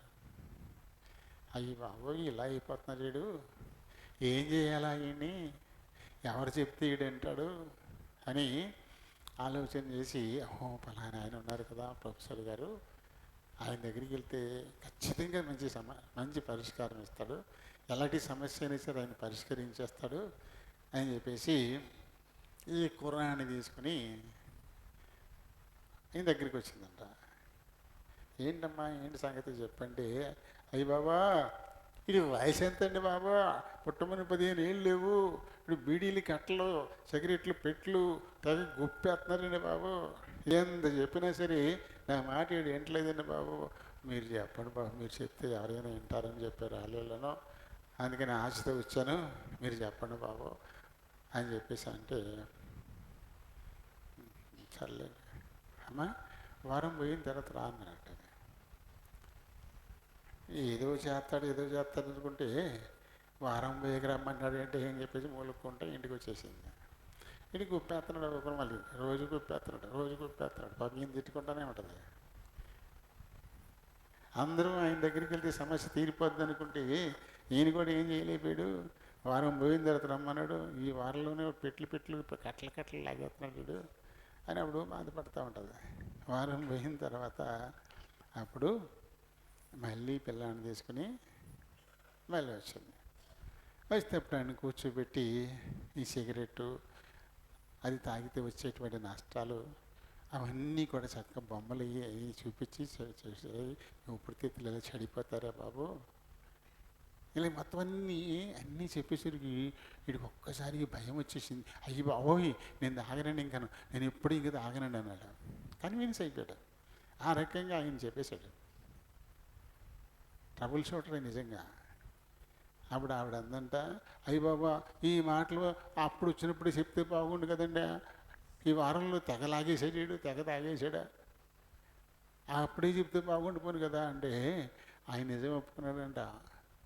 అమ్మా చెప్పడానికి ఒక అర్హత ఉండాలా, నువ్వు నా దగ్గరకు వచ్చేటప్పటికి నేను కూడా సిగరెట్లు కాలుతున్నాను, నాకు అలవాటు ఉంది, ఇప్పుడు నువ్వు సిగరెట్లు తాగొద్దురా అని నేను చెప్పాలంటే ముందు నేను మానేయాలి కదా. అందు గురించి ఈ వారం రోజులు టైం అడిగాను. ఈ వారం రోజుల్లో నేను అలా నియంత్రించుకుని మొత్తం సిగరెట్కి నేనే దూరం అయిపోయాను, మానేసాను తాగడం. కాబట్టి ఇప్పుడు వాడికి చెప్పే రైటు నాకు వచ్చింది అని చెప్పాడు. కాబట్టి లోకం మరణం దీనికి మీరు జడవలసిన పని లేదు అని చెప్పాలంటే ఆయన లోకాన్ని జయించి చూపించాల్సి వచ్చింది. లోకాన్ని ఆయన గెలిచేశాడు కాబట్టి ఆయన చెప్తా ఉన్నాడు, లోకమును గెలిచాడు కాబట్టి ఆయన చెప్తా ఉన్నాడు. ఇంకా అలాగే ఆ తర్వాత మరణమును కూడా గెలిచేశాడు. చనిపోయి పాతి పెట్టబడి 3వ దినాన మళ్ళీ సమాధిలో నుంచి లేచి వచ్చేసాడు. యావత్ ప్రపంచంలోనూ ఖాళీగా ఉన్న సమాధి ఏదైనా ఉంది అంటే అది యేసు ప్రభు యొక్క సమాధి. అది ఇప్పటికీ అలానే ఖాళీగానే అలానే ఉంచారు ప్రదర్శనార్థం. ఇంకా దేవుళ్ళు అనబడే వాళ్ళు ఎంతోమంది వచ్చారు, ఎంతోమంది చనిపోయారు, కానీ ఆ సమాధులు ఖాళీగా ఏం లేవు. ఖాళీ సమాధి యేసు ప్రభువుది మాత్రమే.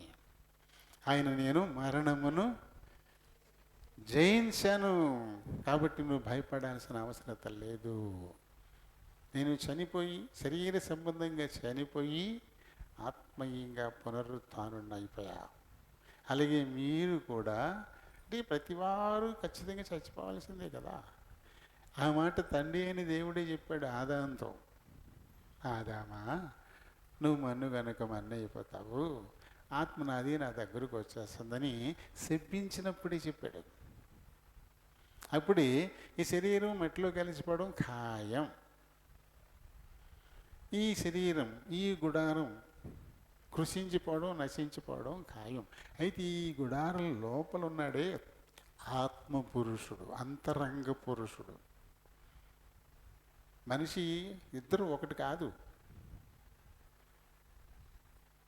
బాహ్య పురుషుడు అంటే ఈ దేహం, అంతరంగ పురుషుడు అంటే ఆత్మ. ఈ రెండింటిని లింక్ చేసేది ప్రాణం ఉంటుంది. మనిషి కాకుండా మిగతా వాటి అన్నిటికీ బాహ్య పురుషుడు ప్రాణమే ఉంటుంది. ప్రాణం పోగానే బాహ్య పురుషుడు మట్టిలోకి వెళ్ళిపోతాడు. కానీ మనిషి అలా కాదు. మనిషిని అలా చేయలేదు దేవుడు. నేలమంటితో నరుని నిర్మించిన తర్వాత అతని నాసికారంధ్రాలలో జీవవాయువును ఊదగా అప్పుడు ఆయన జీవాత్మ అయ్యాడు అని. అది ఎవరిది? దేవుని ఆత్మ. ఆయన పోలికను పంచిచ్చాడు, ఆయన స్వరూపాన్ని పంచిచ్చాడు, ఆయన ఆత్మను కూడా పంచిచ్చాడు మనిషికి. అప్పుడు ఈ ఆత్మ మళ్ళీ తిరిగి ఎక్కడికి వెళ్ళాలి? అది ఎవరు ఇచ్చారో ఆయన దగ్గరికి వెళ్ళాలి. మనుషులను మంటికి మార్చేస్తావు, నరులారా తిరిగి రండి అని నువ్వు పిలుస్తావు. 90 కీర్తనలో మనం చదువుతాం. అలాగే దావీదు అంటాడు, నా దినాలు నా తల్లి గర్భంలో నువ్వు ఉండగా నన్ను నువ్వు లెక్కించేశావు. మనం భూమి మీద పడకముందే ఈ లోకంలో ఎన్నాళ్ళు మనం ఉండాలో దేవుడు లెక్క పెట్టేశాడు. ఆ లెక్క పూర్తయినప్పుడు నువ్వు ఆయన వదిలేస్తాడు. అని ఇంకేం కాపాడడానికి ప్రయత్నం ఏం చేయడు. లెక్క పూర్తి కానప్పుడు పని చావనివ్వడం అంతే. యాకోబును హేరోదు కత్తివాత చంపించేశాడు. దేవుడేమీ కాపాడలేదు, చంపకుండా ఏం చేయలే. కానీ ఇది యూదులకు చాలా ఇష్టమైన కార్యమని పేతురును కూడా బంధించి చెరసాల్లో పెట్టాడు. ఈ పండగ అయిపోయిన వెంటనే పేతురుని కూడా చంపేద్దాం అనుకున్నాడు. కానీ పేతురు దినాలు ఇంకా లెక్క పూర్తి కాల. ప్రభు కొరకు పేతురు ఇంకా చాలా అనుభవించాల్సి ఉంది. అందుకని ఏం చేశాడు? అర్ధరాత్రి ఆశ్చర్యకరంగా వేసిన తలుపులు వేసి ఉండగానే పేతురుని తీసుకొచ్చి రాజమార్గంలో నుంచి పెట్టేశాడు. ఎందుకంటే ఇంకా పేతురు దినాలు ఇంకా పూర్తి కాల. అలాగే ప్రభు కూడా తను ఎప్పుడు అప్పగించుకోవాలో అప్పటి వరకు వారికి దొరకలే, తప్పించుకుని వెళ్ళిపోయాడు. ఈ లోకంలో ఆయన ఎంతకాలం ఉండాలని దేవుడు నిర్ణయించాడో అంతకాలం ఉండాల్సిందే. కాబట్టి ఆయన పట్టుకుని చంపాలనుకున్నప్పుడు అక్కడి నుంచి ఆయన తొలగిపోయాడు. కానీ ఆయన అక్కడ దొరికినప్పుడు ఆయనకి ఆయనే ఎదురెళ్ళిపోయాడు కదా. నన్ను పట్టుకోండి, ఒలీవ తోటల్లో దేవుడు నేనే ఆయన్ని, నన్ను పట్టుకోండి, వీరిని వదిలిపెట్టేసేయండి అని అప్పగించేసుకున్నాడు. అంటే దినాలు పూర్తయిపోతుంది, ఆయన పని పూర్తయిపోతుంది, ఆయనకి తెలుసు సమాప్తమైనది అని సెలువు మీద ఉండి చెప్పాడు ఆయన. అది పూర్తయ్యేంత వరకు అది ఎలాంటి ఇబ్బందికరమైన పరిస్థితుల్లో మనం పడ్డా దేవుడు కాపాడుతాడు. అక్కడి నుంచో పడి కూడా బతుకుతారు, కానీ కాలు తూలి ముందుకు పడి చచ్చిపోతారు. ఇదెలా? అంత ఎత్తు నుంచి పడ్డాడు రావలేదు, తూలి పడిపోయి ఎలా చచ్చిపోయాడు? ఇది మనకి ఆశ్చర్యం, మనకి అర్థం కాదు. ఎందుకంటే మన తల్లి గర్భంలో ఉన్నప్పుడే మన దినాలను లెక్కించిన దేవుడు అవి పని పూర్తయిపోతే వెంటనే పిలిచేస్తాడు అంతే. ఇలా బండి పట్టుకుని ఇలా గెంటుకుంటూ వెళ్ళేవాడు ఆ లెక్కల పూర్తయినప్పటికీ అలాగే చచ్చిపోతాడు, అలాగే ఉంటాడు. ఏంటి ఇలా ఉన్నాడు ఏంటి? అదే ఆశ్చర్యం అన్నట్టు అలా ఉండిపోతాడు. అది వెళ్ళిపోయింది ప్రాణం. ఏంటి అలా ఉన్నామంటే నెల తీయటి తిట్టా ఉండిపోతాడు. భలే ఆశ్చర్యంగా ఉంటుంది. రాయబడ్డాయి కదా, 2 జరుగులు విసురుతూ ఉంటే ఒకడు ఎత్తబడతాడు, ఒకడు ఉండిపోతాడు. లెక్క పూర్తయింది. పూర్తయితే ఆశ్చర్యం అనమాట. భోజనం చేసి చక్కగా ఇది చేయలే కూర్చుని పొల్లోటించుకుని పళ్ళు కుట్టుకుంటూ చచ్చిపోతారు. ఇదే ఇప్పుడు కదా ఆనందాన్ని అప్పుడు చేసి ఎలా చచ్చిపోయాడు, ఇదేంటిది బతుకది భలే ఉంది అనుకుంటాం మనం. 2 ఒళ్ళు గుద్దేసుకుంటాయి, అవతలవాడికి తీవ్రంగా గాయమైపోతుంది, ఎనికి గాయమవుతుంది, ఆసుపత్రికి వెళ్ళి శుభ్రంగా ఇంటికి వచ్చేస్తాడు. ఎందుకంటే రోజులు ఇంకా పూర్తి కాలేదు. చూడండి, కొంతమంది పక్షవాతం వచ్చి కూడా మంచాన్ని పడి ఉంటారు, జనాలు ఉండిపోతారు, చావు రమ్మన్నా రాదు, చచ్చిపోవాలని ఆశపడతారు వాళ్ళు. కానీ దినాలు పూర్తి కాలేదు. స్వస్థపడ్డాక చచ్చిపోతారు కొంతమంది. అయ్యో రోగంతో ఉన్నప్పుడు బాగానే ఉన్నాడా, రోగం తగ్గిపోయి చచ్చిపోయాడురా, అప్పటికి అయిపోయింది, లెక్క పూర్తి అయిపోయింది. కాబట్టి లెక్క అనమాట. మనుషులను మంటికి, నరులను రండి అని మనుషులను మంటికి నువ్వు మార్చేస్తావు. మా ఆయుష్ 70 ఏళ్ళు అధిక బలం ఉండి 80 సంవత్సరాలు అని చెప్పుకొచ్చాడు కదా. కాబట్టి ఖచ్చితంగా ఈ లోకాన్ని ప్రభువు గెలిచాడు, గెలిచే మార్గాన్ని మనకి చూపిస్తా ఉన్నాడు. ఈ మరణించడం అనేది తప్పనిసరి, ఈ శరీరం మట్టిలో కలిసిపోవడం అనేది తప్పనిసరి. ఇది ఈ ఆత్మకైతే చావు లేదు, ఎందుకంటే దేవుడిచ్చిన ఆత్మది, అక్షయుడైనటువంటి దేవుని ఆత్మది. కాబట్టి ఇది అలానే ఉండిపోద్ది. ఈ శరీరం కాలిపోయినా, లేకపోతే కుళ్ళిపోయి మట్టిలో కలిసిపోయినా, లేదా ఏవో సింహాలు పులులో లేకపోతే చేపలు తినేసిన దేహాన్ని, ఆత్మ మట్టుకు అలానే ఉండిపోద్ది, దానికి చావు లేదు. అయితే మరణం కాని మరణం వస్తుంది ఎప్పుడు అంటే ఈ ఆత్మకు అంటుకున్నటువంటి కళంకాన్ని వదిలించుకోకుండా గనక ఈ లోకయాత్ర ముగిస్తే,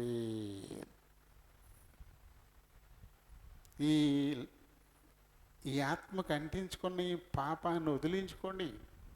ఈ జన్మతోనే నీకు వచ్చేస్తుంది ఈ పాపం, దీన్ని వదిలించుకో అని మనల్ని ఇక్కడ ఉంచాడు. అది మనం దాన్ని తీసి పక్కనెట్టేసి అనవసరమైనటన్నిటినీ పోగొట్టేసుకుంటూ ఉంటాము. మన ధ్యాస అంతా దాని మీదే పడిపోద్ది. ఏం సంపాదించాలి, ఎలా సంపాదించాలి, ఏం తినాలి, ఏ రకంగా సంపాదించుకు తినాలి, ఏం కొనాలి, ఏం చేసుకోవాలి, ఎంతసేపు ఇదే ఇదే ఇదే ఇదే. కొన్నిసార్లు మనం చాలా ధర్మంగా నడుచుకుంటాం. ఢిల్లీ దాకా ట్రైన్లో ప్రయాణం చేయొచ్చు, 36 గంటలు ట్రైన్లోనే ఉండాల్సి వస్తుంది. ఇవాళ ఎక్కితే రేపు పోయి ఎల్లుండి కానీ దిగాం, అంతసేపు ఉండాల్సి వస్తుంది. అందులో ఎన్నో కనబడతాయి మనకి, ఎన్నో వస్తాయి మన ఎదురుగుండా, చేతులు కట్టుకుని ముద్దు ముడుచుకుని అలా కూర్చుంటాం అంతే. అందుకని ఇదని కొనేస్తామా? దిగిపోయి ఇక్కడ భలే ఉంది, ఇది ఏదో డబ్బు ఉంది కదా, ఇది కొనేద్దామని కొనేస్తాం. అక్కడ లోపల కొంచెం గలాటాలు వస్తాయి, సీటు సరిపోలేదని, అలా ఉండని ఇలా ఉండని దెబ్బలాడతావా? కాసేపు మోసుకుంటూ దిగిపోతావా? గొడవ పడము. అక్కడక్కడ కొంతమంది మూర్ఖంగా దెబ్బలాడుతూ ఉంటారు అనుకోండి, ఎక్కువ మంది గొడవ పడరు, చదువుకుపోతారు. ఎందుకంటే ఏంటి ఇది ఏమన్నా మందా, అది ఏటెల కాలం ఇందులోనే ఉంటామా? ఏమి వెళ్ళిపోయి దిగిపోతాం, ఈ మాత్రం దానికి ఎందుకు వచ్చిన గొడవ అని సర్దుకుపోతూ ఉంటాం. అలాంటి ప్రయాణమేమంది, ఈ లోకయాత్రలో మనం ఉన్నాం. ఈ లోకయాత్రలో నీ సాగుచుండ, ఈ లోకయాత్రలో, యాత్రాలు ఉంటుంది పాట, రికార్డు ఉంటుంది, ఈ లోకయాత్రాలు ఉంటుంది. యాత్ర కాదు, యాత్ర అంతే. ఈ లోకయాత్రలో నీ సాగుచుండ, ఒక్కసారి నవ్వు ఒకసారి ఏడ్పు. చక్కగా కుదురైన సీటు దొరికిందనుకోండి, నలుగురికి నలుగురే ఉన్నారనుకోండి, సౌకర్యంగా కూర్చుంటాం. ఇంకోటి ఆవిడ వచ్చి ఇలా గెంటాడు అనుకోండి, అప్పుడు ఇదిగా అయిపోద్ది. ఇది ఎక్కడ చూడలేని వచ్చి ఇక్కడ పడ్డాడని చెప్పేసి మనం మొహం మాడిపోద్ది, ఇక నవ్వు ఉండదు, రసరసలే. దుఃఖం వచ్చేది అప్పటికప్పుడు, ఉదయం అందేం కాదు అది. ఇప్పుడు సర్దుకుని చోటు మనం ఒక్కసారి నవ్వు ఒకసారి ఏడ్పు, అయినాను క్రీస్తేసు నా తోడనుండు, అయినాను క్రీస్తేసు నా తోడనుండు, ఈ లోకయాత్రలో నే సాగుచుండా. అది మనం మర్చిపోకూడదు. మనమందరం ప్రయాణికులం, యాత్రలో ఉన్నాం. యాత్ర నడుస్తోంది, యాత్రలో ఉన్నాం. కొంతమంది అప్పుడే పుట్టినోడు అప్పుడే మొదలెడుతున్నారు ప్రయాణం, కొంతమంది వృద్ధులైపోయి ముగించడానికి సిద్ధంగా ఉన్నారు, ఇంకా మధ్యలో ఉన్నవాళ్ళు కొన్నాళ్ళు కొనసాగిస్తూ ఉంటారు. ఈ సంగతిని మర్చిపోయి యాత్రలో ఉన్నాము అనే సంగతిని మర్చిపోయి డబ్బులు ఉన్నాయి కదా అని చెప్పేసి కనపడిందల్లా కొనేసి ఆ సీట్లో పోగొట్టేస్తుంటే కంపార్ట్మెంట్ నిండిపోతుంటే ఊరుకుంటారు జనం. అవన్నీ వేసుకుని దిగ్గలవా అసలు నువ్వు.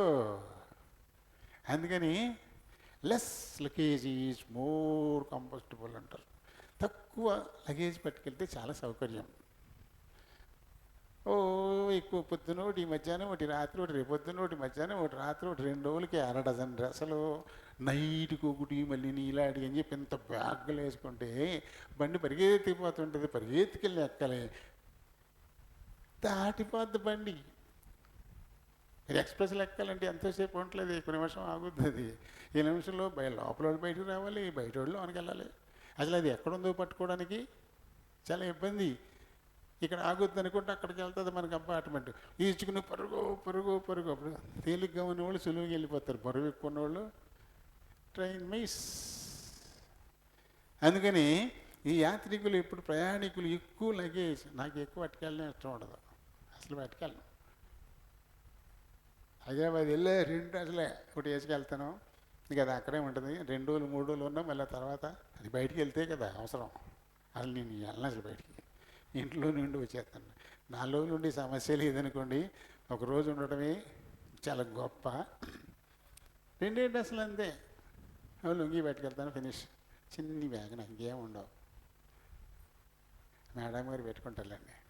అయ్యో అదేంటి చెప్పారు. లెస్ లగేజ్ మోర్ కంఫర్టబుల్ ఎప్పుడు ఎక్కువ. అలాగే ఈ లోకయాత్రలో ఉన్న మనం అంటించుకోకూడదు. అంటించేసుకుని భారాన్ని పెంచేసుకుంటే నడక కష్టమైపోద్ది. బరువు బాధ్యతలు ఎక్కువ పెంచేసుకుంటే నడక కష్టమైపోద్ది. ఇవాళ రేపు నేను దిగిపోవాలి ఈ ట్రైన్ అని చెప్పేసి ఈ లోక సంబంధమైన సాతాను బాణాలకు తగిలించుకోకుండా జాగ్రత్త పడాలి. అవేవి మనల్ని తగలకూడదు. శరీర ఆశలు మనల్ని రెచ్చగొట్టి పోగొట్టుకుని ఇలా చేసుకోకూడదు. నేత్రాశలు మనల్ని రెచ్చగొట్టి కనపడిందల్లా కొనుక్కుని ఈ భుజానోటి ఈ భుజానోటి వేసుకుంటే ఈ నడకే కష్టమైపోద్ది. ఆ తర్వాత జీవపు డంబం, ఇవన్నీ చూసి ఇన్నున్నవి నాకు అని చెప్పేసి పోజు ఎవడో సాయం చేయడు, దిగుతాకు కూడా. ఇవన్నీ నీకు వచ్చేసరికల్లా గుళ్ళు ఇక్కడికి వెళ్తాయి, కాలర్లు లెక్కేసుకుని దిగుతాం. ఇవన్నీ నాయి అన్నట్టు. ఇవాళ పెద్ద పోజు వాళ్ళు ఉన్నారని చెప్పి సాయం కూడా చేయరు. ఎవడు సాయం చేయరు, మన చావాల్సిందే. ఇవే లేనప్పుడు దేనిగా ఉన్నప్పుడు కమ్మ మన బ్యాగ్ కూడా బయటకు మోసుకోతారా, మన పెట్టుకోతారా, దిగు జాగ్రత్తగా దిగు అని పట్టుకొని దింపుతారు కూడా. ఇన్ని ఎప్పుడు సంపాదించుకుంటామో మనం ఇలా చూస్తాం. బాగా సౌండ్లా ఉంది కూడా, చాలా భలే కొనేసింది. లోపల వాళ్ళకి ఒక అసూయ, ఒక ద్వేషం, ఈర్ష వచ్చేస్తాయి. మనకి సాయం కూడా దిగలేందని ఎందుకు కొనుక్కున్నావు, ఎందుకు తెచ్చుకున్నావు, దిగలేదు నువ్వు అంటారు కూడా. అవునే కదా, అంటారు కూడా. అందుకని ఏం చేయాలి, మనం యాత్రలో ఉన్నాం, ఈ లోకం మంది కాదు. కాబట్టి సాతాను బాణాలకు గురైపోయి అన్నీ లొంగబెట్టుకొని దేవుని నిత్యరాజ్యానికి మనం దూరం కానేకూడదు. ఏమి కూడబెట్టుకున్నాడు యేసు ప్రభు, అని కూడబెట్టుకోలే. ఆయనకి మనకి ఉన్న తేడా ఏమిటంటే, ఆయనకి పెళ్లి చేసుకోకుండా కుటుంబం అంటూ లేకుండా వచ్చి వెళ్ళిపోయాడు. కానీ మరి కుటుంబం ఉంది కదా, పెళ్ళిళ్ళు చేసుకోమన్నాడు కదా. పెళ్లి చేసుకోండి, పిల్లల్ని కానండి, మీకేం తక్కువ కాకుండా మీ పిల్లలకి మళ్ళీ పెళ్ళిళ్ళు చేయండి అని ఆయనే చెప్పాడు. ఇండ్లు కట్టించుకోండి, వాటిలో నివసించండి అని చెప్పాడు. ఆయన తోటలు నాటుకోండి, వాటి ఫలాలను అనుభవించడానికి కూడా ఆయనే చెప్పాడు. యేసుప్రభు అయితే ఆయన వచ్చిన పని వేరు కాబట్టి ఆయన ఎలా వచ్చాడో అలా వెళ్ళిపోయాడు. మనకి అలా కాదు కదా, మనకి చాలా అంటుకుంటాయి. భూమి మీద పడగానే అమ్మ వచ్చింది, అన్న వచ్చాడు. అప్పటికే వాళ్ళకి పుట్టినవాడు ఎవడుంటే అన్న వచ్చాడు, తక్కువ వచ్చింది. ఆ తర్వాత పుట్టొచ్చేవాడు చెల్లు తమ్ముడు మళ్ళీ వస్తారు. ఎన్ని అంటుకుపోయినాయి కదా. ఇక నాన్నకో అమ్మకో తమ్ముళ్ళు అన్నయ్యలు ఉంటే మేనమామలు లేకపోతే బాబాయిలు పిల్లలు వీళ్ళు వచ్చేసారు. ఇలా పెరిగిపోతుంది మనకి. ఇవన్నీ బరువులు, బాధ్యతలు ఇవన్నీ. అయితే ఇవన్నీ ఇక్కడే ఉండిపోతాయి, దేవుని నిత్యరాజ్యం దాకా మనకు కూడా రావు. అందుకు ఇవేమీ సహాయం చేయవు. కాబట్టి ఇప్పుడు రెండు రకాల పోరాటం. ఈ లోకంలోనూ గెలవాలా, దేవుని నిత్యరాజ్యాన్ని గెలుచుకోవాలా. రెండు బాధ్యతలు.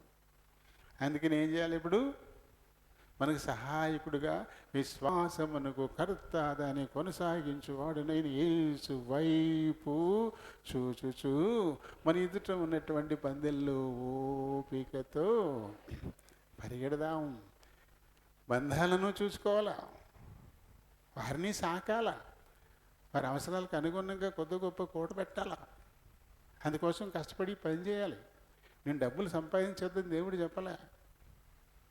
కష్టపడి సంపాదించు, నీతిగా న్యాయంగా సంపాదించు, అప్పుడు దానికి నా ఆశీర్వాదం దొరుకుద్ది. నరులు కాదు, యెహోవా ఆశీర్వాదం వల్ల ఐశ్వర్యం పెరుగుతుంది తప్ప నరుని కష్టం వల్ల అది ఏమి ఎక్కువ కాదు అని సామెతల్లో మనం చదువుతాం. మనం సంపాదించేదానికి దేవుని ఆశీర్వాదం కావాలి. ఎప్పుడు ఆశీర్వాదం వస్తుంది అంటే మనం న్యాయంగా నీతిగా దేవుని వాక్యానికి అనుగుణంగా నడుచుకుంటూ కష్టపడి నువ్వు సంపాదించాలి. అప్పుడు దానికి దేవుని ఆశీర్వాదం. మళ్ళీ సంపాదించిన దానిలో దేవునికి ఇవ్వాల్సిన దాన్ని ఆయనకి ఇవ్వాలి. అప్పుడు మిగిలిన దానికి ఆశీర్వాదం వస్తుంది. రాత్రి చదువుకున్నాం మనం ఒక మాట కదా, ఇక్కడది ద్వితీయోపదేశ కాండంలో కదా మనం చదివాం.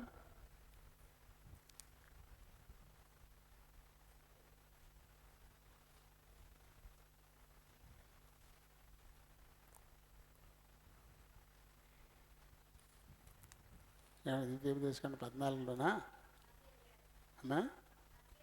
14:26. 14:26లో మనం ఈ మాట మనం చదువుతాం. ఏమంటాడంటే ఆయన, ఎద్దులకేమి గొర్రెలకేమి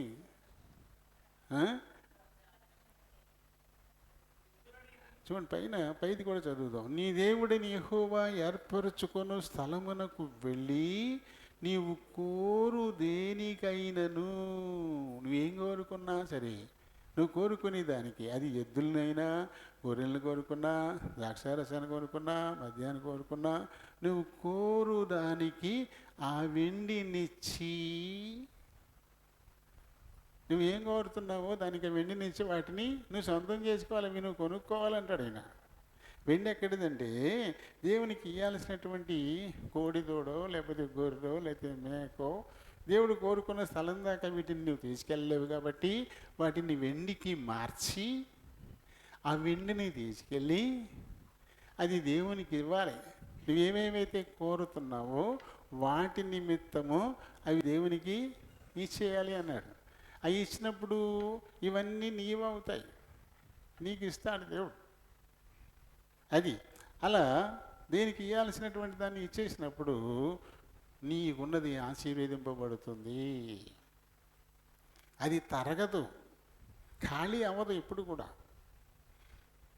ఇంకా కొంత డబ్బులు నీ దగ్గర ఉండగానే మళ్ళీ వచ్చి చేరుతాయి, ఖాళీ అవ్వదు, జీరో ఉండదు, అసలు జీరో అనేది ఉండదు. ఇంకా కొంత ఉండగానే మళ్ళీ పూడుతూ ఉంటుంది, ఇంకా కొంత ఉండగానే మళ్ళీ పూడుతూ ఉంటుంది. ఎప్పుడంటే దేవునికి ఇవ్వాల్సిన దాన్ని ఇచ్చేసి నీ కోరికలు ఆయన దగ్గర నువ్వు అడగాలి. అప్పుడు అవన్నీ మంజూరు అవుతాయి, శాంక్షన్ అవుతాయి. ఆఫీసులు కూడా ఎన్ని డబ్బులు లంచం ఇవ్వడానికి వెనకాడం, ఎంతైనా ఇచ్చేయడానికి చూస్తాం. కానీ దేవుని ఇవ్వడానికి మటుకు లెక్కలు వేసుకుంటాం. అబ్బో ఎంత ఇచ్చేయాలా, అబ్బో అంత ఇచ్చేయాలా. అసలు నీది కాదప్పుడు, అది నీది కాదు కదా. నువ్వు సంపాదించే 100 రూపాయల్లో 90 నీవి, 10 నీది కాదు. ఆ లెక్కలో ఉన్నప్పుడు నువ్వేమీ కోల్పోనట్టే.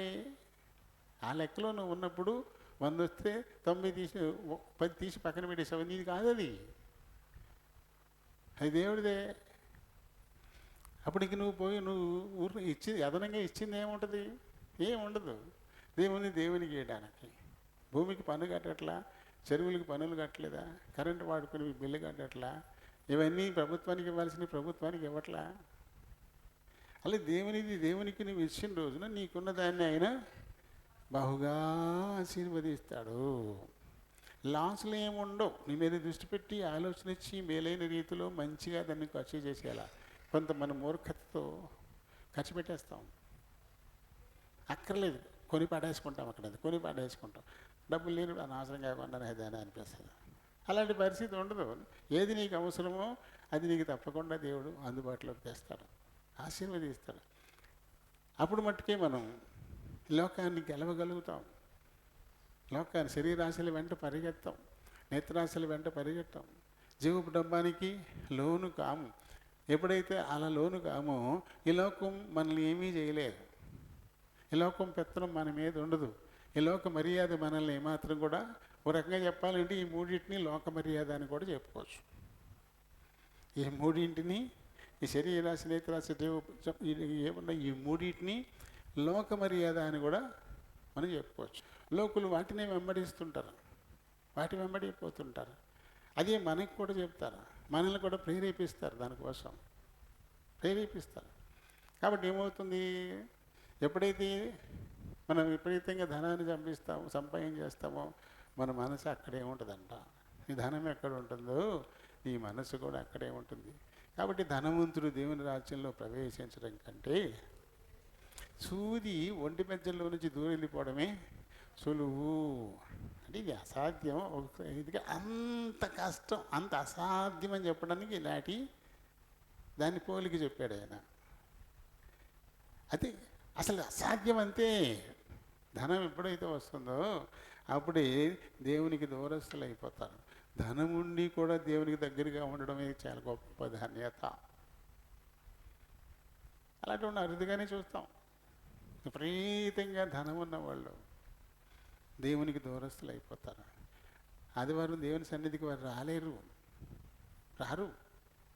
అంత డబ్బు, ఆ డబ్బును బట్టి వచ్చినటువంటి పేరు ప్రఖ్యాతులు. కాబట్టి వాళ్ళు ఇంకా ఖచ్చితంగా దేవుని సన్నిధికి రారు. దేవుని అసలు ఇంటికి పిలిపించుకుని ప్రార్థన చేసుకున్నాము. అది కాదు కదా దేవుని వాక్కు. ఆయన సన్నిధికి మనం వెళ్ళాల్సిందే. నువ్వు ఎంత గొప్పడమైనా సరే దేవుని కంటే గొప్పడు ఎప్పటికీ కాదు. ఆయన చేతి పని అయి ఉన్నావు నువ్వు. ఆయన పాదాల దగ్గరే నీ చోటు. కానీ ఈ డబ్బులు అక్కడ రానేదు, ఈ ఆడంబరాలు అక్కడికి రానివ్వు, ఈ జీవకుటుంబం, అధికారం, పదవులు అక్కడ రానివ్వు, మీ పేరు ప్రఖ్యాతులు అక్కడ రానివ్వు. అందుకని అలా చెప్పాడు ప్రభు, ధనవంతుడు దేవుని రాజ్యంలో ప్రవేశించడం కంటే ఉంటే సూది బెజ్జల్లో నుంచి దూరం వెళ్ళిపోవడమే సులువు అని. అదే చూస్తున్నాం మనం కదా. అందుకని సామెతల్లో ఒక ఆయన కోరుకున్నాడు కదా, నాయన నాకు 2 వరాలు కోరుతున్నాను నిన్ను, నేను చనిపోయే ముందు ఇవి నాకు అని చెప్పేసి దేవుణ్ణి అడిగాడు. పేదరికాన్నైనా ఐశ్వర్యమైనా నాకు వద్దు, పేదరికాన్ని ఇవ్వద్దు, ఐశ్వర్యాన్ని కూడా నాకు నువ్వు ఇవ్వద్దు. సామెతలు 37 నుంచి వీటిని మనం చదువుతాం. సామెతలు 37 నుంచి చదువుతాం. ఇది చాలా యుక్తమైనటువంటి ఆలోచన. ప్రతి వారము కూడా ఇలాగే ఉండాలి, ఇలానే మనం ఉండాలి. ఇలా ఉన్నప్పుడు దేవునికి ఎప్పుడు కూడా దగ్గర ఉంటాం మనం. ఓ మంచి వరాలు వీటిని మనం కంఠస్థం చేసేసుకోవాలి. నాకు పేదరికం వద్దునైనా, అలానే నాకు విపరీతమైన ఐశ్వర్యం కూడా వద్దు. ఈ లోకయాత్ర తేలిగ్గా ముగించడానికి అవసరమైనంత మటుకు నాకు చాలు, అంతకంటే నాకు ఎక్కువ వద్దు అని చెప్పేసి మరి చక్కటి కోరుకున్నాడు కదా. అలాంటి కోరిక మనకు ఉన్న రోజున ఈ లోక మర్యాద మనల్ని గెలవదు. ఈ లోక మర్యాదను మనం ఓడించేస్తాం. ప్రభు ఈ లోకాన్ని గెలిచాడు, మనం కూడా గెలవగలుగుతాం కదా. మరి ఈ లోకాన్ని గెలిచి దేవుని నిత్యరాజ్య వారసత్వాన్ని సంపాదించుకోవడానికి ఇంత చక్కటి సులువైన మార్గాన్ని చూపించిన వాడు. ఈయనకంటే మరి ఇంకెవరు హీరో? ఈయనకంటే ఆరాధనీయుడు మరి ఇంకెవరున్నారు? ఆయన తప్ప మరి ఎవరు లేరు ఆరాధనీయుడు కదా. కాబట్టి ఆయన మనం ఆరాధన చేద్దాము. అవి కూడా ఇంకా స్టార్టింగ్లోనే ఉన్నాం, తెల్లే నాకు అనుకుంటుంది. టేక్స్ 1 వీక్, అంటే 1 వీక్ అంటే 7 వారములు. ఇప్పుడు 2వ రోజు అయిన లెక్క అంతే కదా. ఇది 2వ రోజు, ఇంకా ముందుకు వెళ్తుంది దేవుని కృపను బట్టి మనందరం ఆరాధన చేద్దాం. ప్రేమ కలిగిన మా ప్రియ పరలోకపు తండ్రి, కృప కలిగిన మా దేవ, వందనాలు, స్తోత్రాలు. మీ కృపను బట్టి ఇంతవరకు మా మధ్య నుండి యోహాను మొదటి పత్రిక 2వ అధ్యాయము 15, 16 వచనాలను బట్టి మాకు నేర్పించిన ఆత్మీయ సత్యాలను బట్టి హృదయపూర్వకంగా మీకే కృతజ్ఞతాస్తుతులు చెల్లిస్తూ ఉన్నాను. నాయన, ఈ లోకాన్ని గెలవడం మానవ మాతృని వశం కాదు, తన వల్ల అది కాని పని. కాబట్టి మీరే మానవుడిగా ఈ లోకానికి వచ్చి లోకాన్ని గెలిచి లోకాన్ని గెలవడానికి ఉన్న మార్గాన్ని చూపించిన దేవుడు. ఈ లోకమును గెలవడానికి నేనే మార్గమును అని మీరు చెప్పిన దేవుడు. అలాగే మరణాన్ని గెలవడానికి కూడా నేనే మార్గమును అని చెప్పి మీరు చనిపోయి సమాధి చేయబడి 3వ దినాన మరణమును గెలిచి లేచినటువంటి దేవుడు. కానీ మీరు మాత్రమే మా హీరో. నిత్యరాజ్య వారసత్వాన్ని సంపాదించుకోవడానికైనా మార్గదర్శకులు మీరే. మిమ్మల్ని ఆరాధించడానికి మాకు ఎంతకంటే ఎక్కువ కారణం అక్కర్లేదు కదా నాయన. నువ్వు తండ్రి, మా ప్రియులు ఆరాధించిపోతున్నారు. మీరు ఆత్మయ్య ఉన్నారు కనుక ఆత్మతో సత్యముతో ఆరాధించలాగా సహాయం చేయమని మా ప్రభువును మా రక్షకుడునైన యేసునామములో ఈ మనవులు సమర్పిస్తున్నాను మా పరమ తండ్రి. ఆమేన్. మన పితరుడును అపొస్తలుడైన పౌలు కొరింథీ సంఘానికి రాసిన 2వ పత్రిక 13వ అధ్యాయము 4, 5 వచనాలు చదువుదాం. బలహీనతను బట్టి ఆయన సిలువ వేయబడిన గాని దేవుని శక్తిని బట్టి జీవించుచున్నాడు. మేమును ఆయన అందుండి బలహీనమై ఉన్నాము గాని మీ ఎడల దేవుని శక్తిని బట్టి ఆయనతో కూడా జీవము గలవారము. మీరు విశ్వాసము గలవారై ఉన్నారో లేదో మిమ్మును మీరే శోధించుకొని చూచుకొనుడి, మిమ్మును మీరే పరీక్షించుకొనుడి. మీరు భ్రష్టులు కాని ఎడల యేసుక్రీస్తు మీలోనున్నాడని మిమ్మును గూర్చి మీరే ఎరగరా. దేవుని పరిశుద్ధ వాక్యునికిలో దించును గాక. ఆమేన్. ప్రభు సహాయం కొరకై చిన్న ప్రార్థన చెప్పుకుందాం. కనికర సంపన్నుడా, కృపా సత్య సంపూర్ణుడు అయిన మా దేవా, వందనాలు, స్తోత్రాలు. మీ కృపను బట్టి మా జీవితాల్లో అనుగ్రహించిన మరొక పునరుత్థాన దినాన్ని బట్టి హృదయమార మీకే కృతజ్ఞతాస్తుతులు. ఆయన ముందు వర్తమానంలో మాకు తోడై ఉన్నారు. యువతని మరొక మారు మీ కృపాసన ఎదుకు వస్తున్నాం. మా మినికిడిలోకి తేబడి లేఖన భాగాన్ని దీవించండి. ఈ లేఖనాన్ని బట్టి దీని నుండి బలహీనుని నేను మాట్లాడడానికి నిలబడబోతున్నాను. నన్ను మరుగు చేయండి.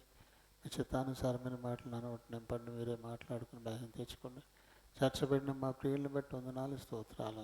ఎల్బేతెల్లో ఉన్నవారు కానీ కింద బేతెల్లో ఉన్నవారు కానీ ఈ కొద్ది సమయం తమ హృదయాలు చెవుల్ని పరలోకపు గవిని వైపు కేంద్రీకరించలాగున సహాయం చేయమని మా ప్రభువును రక్షకులను యేసు నామములో మనములు సమర్పిస్తూ ఉన్నాను మా పరమ తండ్రి. ఆమేన్. Praise the Lord. ప్రభునామములో మరొక మారు అందరికీ కూడా వందనాలు. అతి శ్రేష్టమైన సమయానికి ఇప్పుడు మనం వస్తున్నాము. విశ్వాసిగా అంటే మారు మనసు పొంది యేసుప్రభువును తమ సొంత రక్షకునిగా అంగీకరించినటువంటి వారంగా ఈ లోకయాత్ర మనం ముగించాలంటే ఈ లోపల సాతానుడు మనల్ని పరిశోధిస్తూనే ఉంటాడు. ఈ లోక మర్యాద అనే 3 బాణాలను మన మీద ప్రయోగించి వశపరుచుకునేందుకు ప్రయత్నం చేస్తూనే ఉంటాడు. వాడి బారిన మనం పడకుండా ఉండాలంటే మన కొరకై నలుగుగొట్టబడిన మన ప్రభు అయిన యేసు దేహాన్ని, అలాగే మన కొరకై చిందించిన ఆయన రక్తాన్ని నిరంతరము జ్ఞాపకం చేసుకుంటూ ఉండాలని ఆయన ఈ లోకంలో ఉన్నప్పుడే రొట్టెను ఎత్తిపట్టుకుని, ఇది మీ కొరకైన నా శరీరం, మీకంటే మీ కొరకు విరువబడిన నలగొట్టబడిన శరీరానికి సాదృశ్యం, దీనిలోనూ పాలు పొందండి. ఒక పాత్ర ఎత్తి పట్టుకొని, ఇది మీ కొరకు చిందింపబడిన నా రక్తానికి సాదృశ్యం, కాబట్టి దీనిలో కూడా పాలు పొందండి అప్పుడు నేను వచ్చే పర్యంతం కూడా మీరు నా మరణాన్ని పునరుత్థానాన్ని జ్ఞాపకం చేసుకోవడం ద్వారా ఈ లోక యాత్రను మేలైన రీతిలో మీరు ముగించి నిత్య రాజ్యానికి వస్తారు అని నిరంతరము జీవింపచేయడానికి చాలినటువంటి ఆయన దేహం, ఆయన రక్తం, వాటికి సాదృశ్యమైన వాటిని మనకు అనుగ్రహించారు. కాబట్టి దీనిలో పాలు పొందేటువంటి వారు ఏ రీతిని ఉండాలా? కొంతమంది యేసు ప్రభుని సిలువేసి చంపేశారు. ఆయన ఏ తప్పు చేయకపోతే ఆయన చంపేస్తారా? ఆయన దేవుడు అంటున్నారు. దేవుడైతే ఆయన చంపేస్తా ఉంటే చంపనిస్తారా? అమ్ముడు మేకులు పీక్కోలేరా? ఇటువంటి వాటిని అన్నిటినీ మాట్లాడుతూ వితండవాదం చేస్తూ ఉన్నారు. ప్రతిదానికి ఒక ఉద్దేశం ఉంటుంది, ఒక సంకల్పం ఉంటుంది. దాని ప్రకారమే ఏదైనా జరుగుతూ ఉంటుంది, ఎవరైనా నడుచుకుంటూ ఉంటారు. మనం కూడా ఒక్కొక్కసారి అవతల వాళ్ళు తిడుతున్నప్పుడు మాట్లాడడం, ఒక్కొక్కసారి మొదలెక్కిస్తాం. ఎందుకంటే ఆయా పరిస్థితులు, వాటిని బట్టి మనం ఎప్పుడూ నడుచుకుంటూ ఉంటాం. అలాగే ప్రభు ఈ లోకానికి వచ్చిన పరిస్థితి ఏంటి? ఆయన ఎందుకు వచ్చాడు? ఆయన చంపడానికి రాలేదు, బ్రతికించడానికి వచ్చాడు. అనేకులు మరణావస్థలో ఉన్న వారిని జీవింపజేయడానికి వచ్చాడు. కాబట్టి ఆయన కోపం తెచ్చుకుని ముడి మేకలు పీక్కొని అందరిని చంపేస్తాడా? అందుకొచ్చాడు ఆయన కాదు కదా. కాబట్టి ఆయన ఉద్దేశం వేరు, ఆ సందర్భం వేరు. అది తెలియని వారు ఆ రీతిగా రకరకాలుగా మాట్లాడుకుంటూ ఉంటారు. కానీ ప్రభు ఆయన నిమిత్తం ఆయన ఏమీ శ్రమ పడలేదు. అది ఇక్కడ పౌలు గారు చెప్తున్నాడు. మన బలహీనతను బట్టి ఆయన సిలువ వేయబడ్డాడు కానీ అంటాడు. అవి కేవలం మన బలహీనతలన్నింటినీ మోసుకెళ్ళడం కోసం ఆయన సిలువ వేయబడ్డాడు తప్ప దేవుని శక్తిని బట్టి ఆయన మరణమును జయించి తిరిగి లేచిన వాడుగా ఉన్నాడు. మరణం ఆయన ఏమన్నా బంధించిందా? మరణం ఆయన్ని బంధించి సమాధిలో ఉంచలేదు కదా. కేవలం మన బలహీనతలో, కేవలం మన రోగాలు ఆయన శరీరం మీద భరించాడు. సిలువ మాల్లో మోసుకెళ్ళిపోయాడు. ఆయన మరణించింది మన కోసం. ఆ విషయాన్ని గుర్తించక కొంతమంది మూర్ఖంగా వితండవాదం చేస్తూ ఉంటారు. కానీ విశ్వాసులకు పౌలు గారు చెప్పినట్టు సిలువను గూర్చినటువంటి వార్త 1 కొరింథీయుల పత్రికలో ఉంటుంది కదా. అది నశించే వారికైతే వెర్రితనంగా ఉంది, కానీ రక్షింపబడుతున్నటువంటి మనకైతే అది దేవుని శక్తి అయి ఉన్నది అని చెప్పాడు.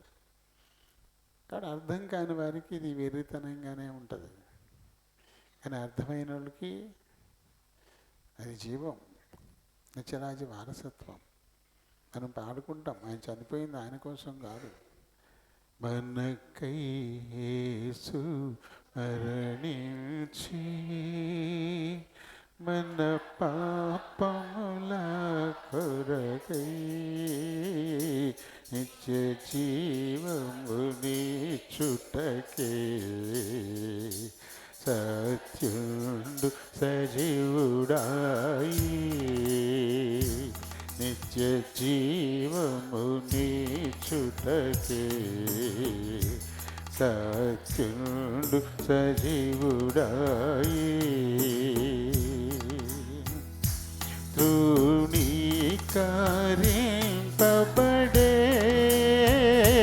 విసర్జింపబడెను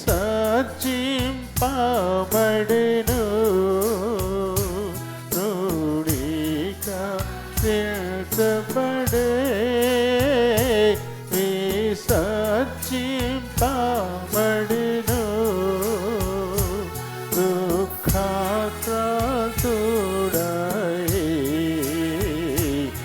సనముల హరించెను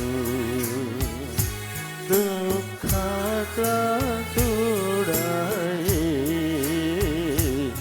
సనముల హరించెను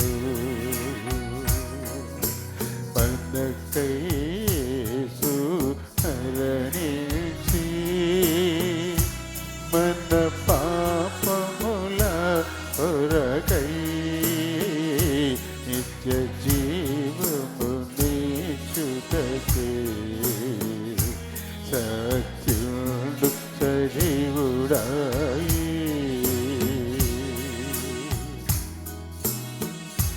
మన వ్యసనముల వహించెను మన దుఃఖముల భరించెను మన వ్యసనముల వహించెను మన దుఃఖముల భరించెను మన మేల్నిక చేయకయే మన ముఖములంది పెదివి మన మేల్నిక చేయకయే మన ముఖములంది పెదివి మనకై యేసు మరణించి మన పాపముల కొరకై నిత్య జీవము దీక్షుటకే సత్యుడు సజీవుడాయి మన అతిక్రమముల కొరకు మన దోషముల కొరకు మన అతిక్రమముల కొరకు మన దోషముల కొరకు మన నాథుడు శిక్షను మనకు స్వస్థత కలిగి మన నాథుడు శిక్షణుడే మనకు స్వస్థత కలిగి మనకై యేసు మరణించి మన పాపముల కొరకై నిత్య జీవము నీచుటకే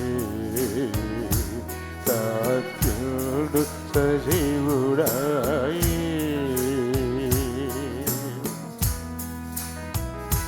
సిలువలో వేలాడెను సమాధిలో నుండెను సిలువలో వేలాడెను సమాధిలో నుండెను సజీవుడై లేచెను స్తోత్రము హల్లెలూయా సజీవుడై లేచెను స్తోత్రము హల్లెలూయా మనకై యేసు మరణించి మన పాపముల కొరకై నిత్య జీవము నీచుటకే సత్యుడు సజీవుడాయి నిత్య జీవము నీచుటకే సత్యుడు సజీవుడాయి మన వ్యసనాలను వహించాడు మన దుఃఖాల్ని భరించాడు మన అతిక్రమాలు కొరకే మన దోషముల కొరకే ఆయన శిక్ష నొందిన వాడుగా ఉన్నాడు మరణించిన వాడుగా ఉన్నాడు కానీ సమాధి ఆయన్ని బంధించి ఉంచలేదు ఆయన మరణమును జయించి సజీవుడై తిరిగి లేచినటువంటి వాడుగా ఉన్నాడు కాబట్టి ఆయన ఏ రీతిగా అయితే మరియమ్మ గర్భంలో నుంచి వచ్చినటువంటి శరీరీతిగా మరణించాడో ఆ తదుపరి ఆత్మ దేహంతో ఆయన సజీవుడై లేచాడు ఇదే మనకు ఒక మార్గాన్ని ఆయన చూపిస్తూ ఉన్నాడు ఆయన వలె లోకమును మనం గెలిచిన వారమైతిమా, ఆయన వలనే ఈ శరీర విషయాల్లో చనిపోయిన ఆత్మ విషయమే మళ్ళీ ఆత్మీయ దేహాలతో తిరిగి లేస్తాం. లేపి తన వెంట తీసుకొని పోతాడని పౌలు గారు తెస్సలోనికి సంఘానికి రాసినటువంటి పత్రికలో ఆయన మనం ప్రస్తావిస్తూ ఉన్నాడు కదా. కాబట్టి మనం ఏం చేయాలి? మీరు విశ్వాసము గలవారై ఉన్నారో లేదో మిమ్మును మీరే శోధించుకొనుడి. చూసుకోవాలి, మనల్ని మనమే చూసుకోవాలి. ఎన్ని దినాలుగా ప్రభు సన్నిధికి మనం వస్తూ పోతూ ఉన్నా, దినాలు వారాలై, వారాలు నెలలై, నెలలు సంవత్సరాలై, సంవత్సరాలు దశాబ్దాలు అయిపోతూ ఉంటాయి. కానీ మనం ఎలా ఉన్నాం? శోధించుకోవాలి, మనల్ని మనమే పరీక్షించుకోవాలి. ప్రభు దేహంలో పాలు పంపులు పొందాలి అని ఆశ ఉంటే ముందు మనల్ని మనం పరీక్షించుకోవాలని కొరింథీయులకు రాసిన మొదటి పత్రికలో 11వ అధ్యాయంలో పౌలు గారు మళ్ళీ హెచ్చరిక చేసిన వాడుగా మనకి ఆయన కనబడుతూ ఉంటాడు. ప్రతివారు కూడా ఏం చేయాలంట? మిమ్మల్ని మీరు పరీక్షించుకోవాలా అన్నాడు. ఎందుకంటే ఇందులో మనం పాలు పొందడం అనేది దేనికోసమట? దేనికోసం అంటే నన్ను జ్ఞాపకము చేసుకోవడం కోసమే దీన్ని చెయ్యండి. 25వ వచనంలో ఈ మాట మనం చదువుతాం. అందులో మనం పాలు పొందుతున్నామంటే ఇది ఏం జ్ఞాపకం చేసుకోవాలా? మన కోసమే ఆయన మరణించాడని జ్ఞాపకం చేసుకోవాలా. అంతకుముందు మన కోసమే ఆయన దేహమంతా నలుగగొట్టబడింది అని జ్ఞాపకం చేసుకోవాలా. కొరడాలతో కొట్టబడ్డా, చేతులతో చరచబడ్డా, అవమానించబడిన, సిలువ ఆయన మీద మోయించిన, ఆఖరికి దానికే అంటగొట్టి చంపిన, ఇదంతా ఎవరి కోసం అంటే యెషయా 53వ అధ్యాయాన్ని మనం చదువుకుంటే ఎందుకోసమో ఇంతకు మనం పాడింది అదే.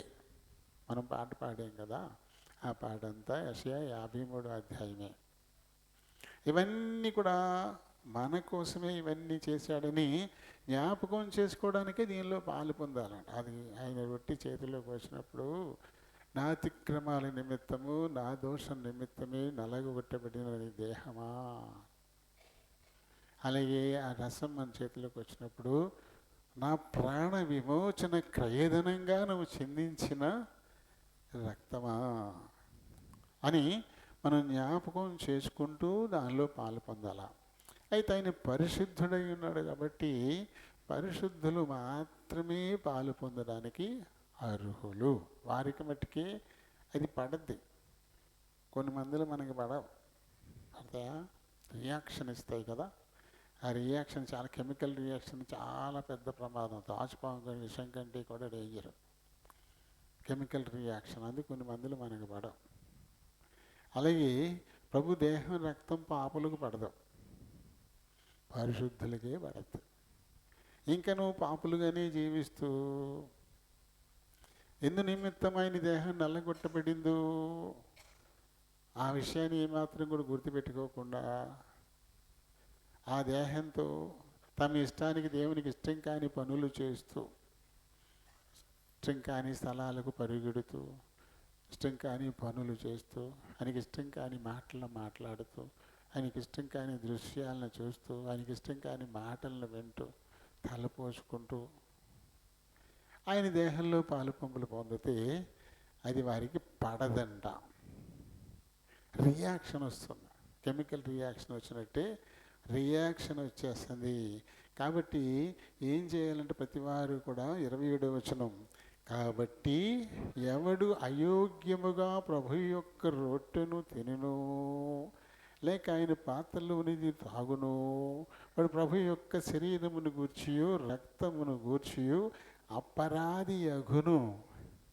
కాబట్టి తను తాను పరీక్షించుకుని అప్పుడు తినాలి, త్రాగాలి. ఇది పరిశుద్ధుడైన ప్రభు యొక్క శరీరమని, పరిశుద్ధుడైన ప్రభు యొక్క రక్తమని వివేచింపకుండా అపాత్రుడుగా అందులో తింటే, పాలు పొందితే అది మన శరీరానికి పడదు, రియాక్షన్ వస్తుంది. కాబట్టి మీలో అనేకులు రోగులు అవుతున్నారు, అనేకులు బలహీనులు అవుతున్నారు, చాలామంది చనిపోతూ ఉన్నారు. కాబట్టి ఇందులో చెయ్యి పెట్టాలని ఎవరు కోరుకుంటారో ముందు వారు తమను తాము సరి చేసుకోవాలా. యోగ్యులా కాదా ఒకసారి చెక్ చేసుకుని సరి చేసుకుని దానిలో పాలు పొందితే అప్పుడు అది మేలవుతుంది. లేని పక్షంలో రియాక్షన్, కెమికల్ రియాక్షన్ వచ్చినట్టుగానే ఇది కూడా రియాక్షన్ వస్తుంది.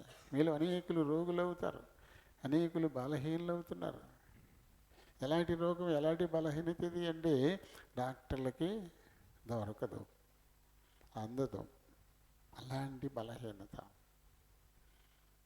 ఈ లోక సంబంధంగా మనం చెప్పుకుంటాం, దాన్ని మాయదారి రోగం అంటాం. అంటే అర్థం కాని రోగం అన్నమాట, అర్థం కాని మాయ. అది ఏంటో తెలియదు, ఎందుకలా ఉందో తెలియదు. కానీ ఎవరికి తెలుస్తుంది, ఎప్పుడు తెలుస్తుంది అంటే ప్రభు పాదాల దగ్గర కూర్చుంటే తెలుస్తుంది. మనం అయోగ్యంగా ఉండి ప్రభుకి ఇష్టం కాని పనులు చేస్తూ, యోచన చేస్తూ, పరిగెడుతూ, చూస్తూ, అందులో పాలు పొందడాన్ని బట్టి నాకు ఈ శోధన, ఈ బలహీనత అని తెలుసుకొని ప్రభు దగ్గర ఏం చేయాలంటే ఒప్పుకోవాలి. ఇలాంటి అతిక్రమాన్ని నేను చేశాను కాబట్టి నన్ను క్షమించు నాయనా అని చెప్పేసి ప్రభు దగ్గర ఒప్పుకోవాలి. పాలు పొందే ముందు సరి చేసుకోవాలా. ఈ వారం దినాల్లో ఎక్కడైనా మనం పొరపాటున మాట ద్వారా, క్రియ ద్వారా, చూపు ద్వారా, నడక ద్వారా దేవునికి చిత్తానికి విరుద్ధంగా ప్రవర్తించినట్టు మనకి అనిపిస్తే ఆ విషయాన్ని ప్రభు పాదాల దగ్గర ఒప్పుకోవాలి. అయినా ఇక్కడ ఇలా తప్పేశాను, ఇలాంటి పరిస్థితుల్లో ఒక బలం, ఎందుకంటే మానవ మాత్రుడు మంటి పురుగున్న ఆయన క్షమించడానికి ఇష్టపడే దేవుడు నువ్వు, ఇంకెప్పటికీ నేను ఇలా చేయను, ఆ రీతిగా నీవే నాకు సహాయం చేయని దేవుణ్ణి అడిగి అప్పుడు అందులో మనం పాలు పొందాలి. ఇంక చాలా విషయాలు కిందకి వచ్చి కొద్ది రాశాడు. పళ్ళల్లో పాలు పొందేవాళ్ళు ఎలా ఉండాలో ముందు వారి గురించి ఆయన చెప్పుకుంటూ, తాను ఏంటో, తను ఎలా నడుచుకున్నాడో చెప్పుకుంటూ మనకి కూడా ఆయన చూపిస్తూ ఉన్నాడు అన్నమాట. మరి అంతా చెప్పుకోవడానికి మనకి సమయం సరిపోదు. కాబట్టి వాళ్ళలో మనం పాలు పొందేటువంటి వారము. పాలు పొందడానికి విరుద్ధంగా కొన్ని బలహీన క్షణాల్లో తప్పులు చేసేస్తూ ఉంటాం. కానీ ఆయన యందు నమ్మికుంచిన వారు ఎప్పుడు బలహీనులు కారు. పైకి బలహీనులుగా కనబెడతారు కానీ బలమైన కార్యాలు చేస్తారు, బలమైన కార్యాలు.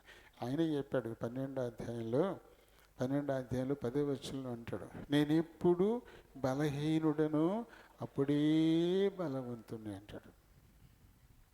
మరి ఎప్పుడు ప్రభు నిమిత్తం ఈ లోకంలో బలహీనులుగా మనల్ని మనం ఎంచుకుంటామో అప్పుడే ప్రభువునందు మనం బలపడతాం.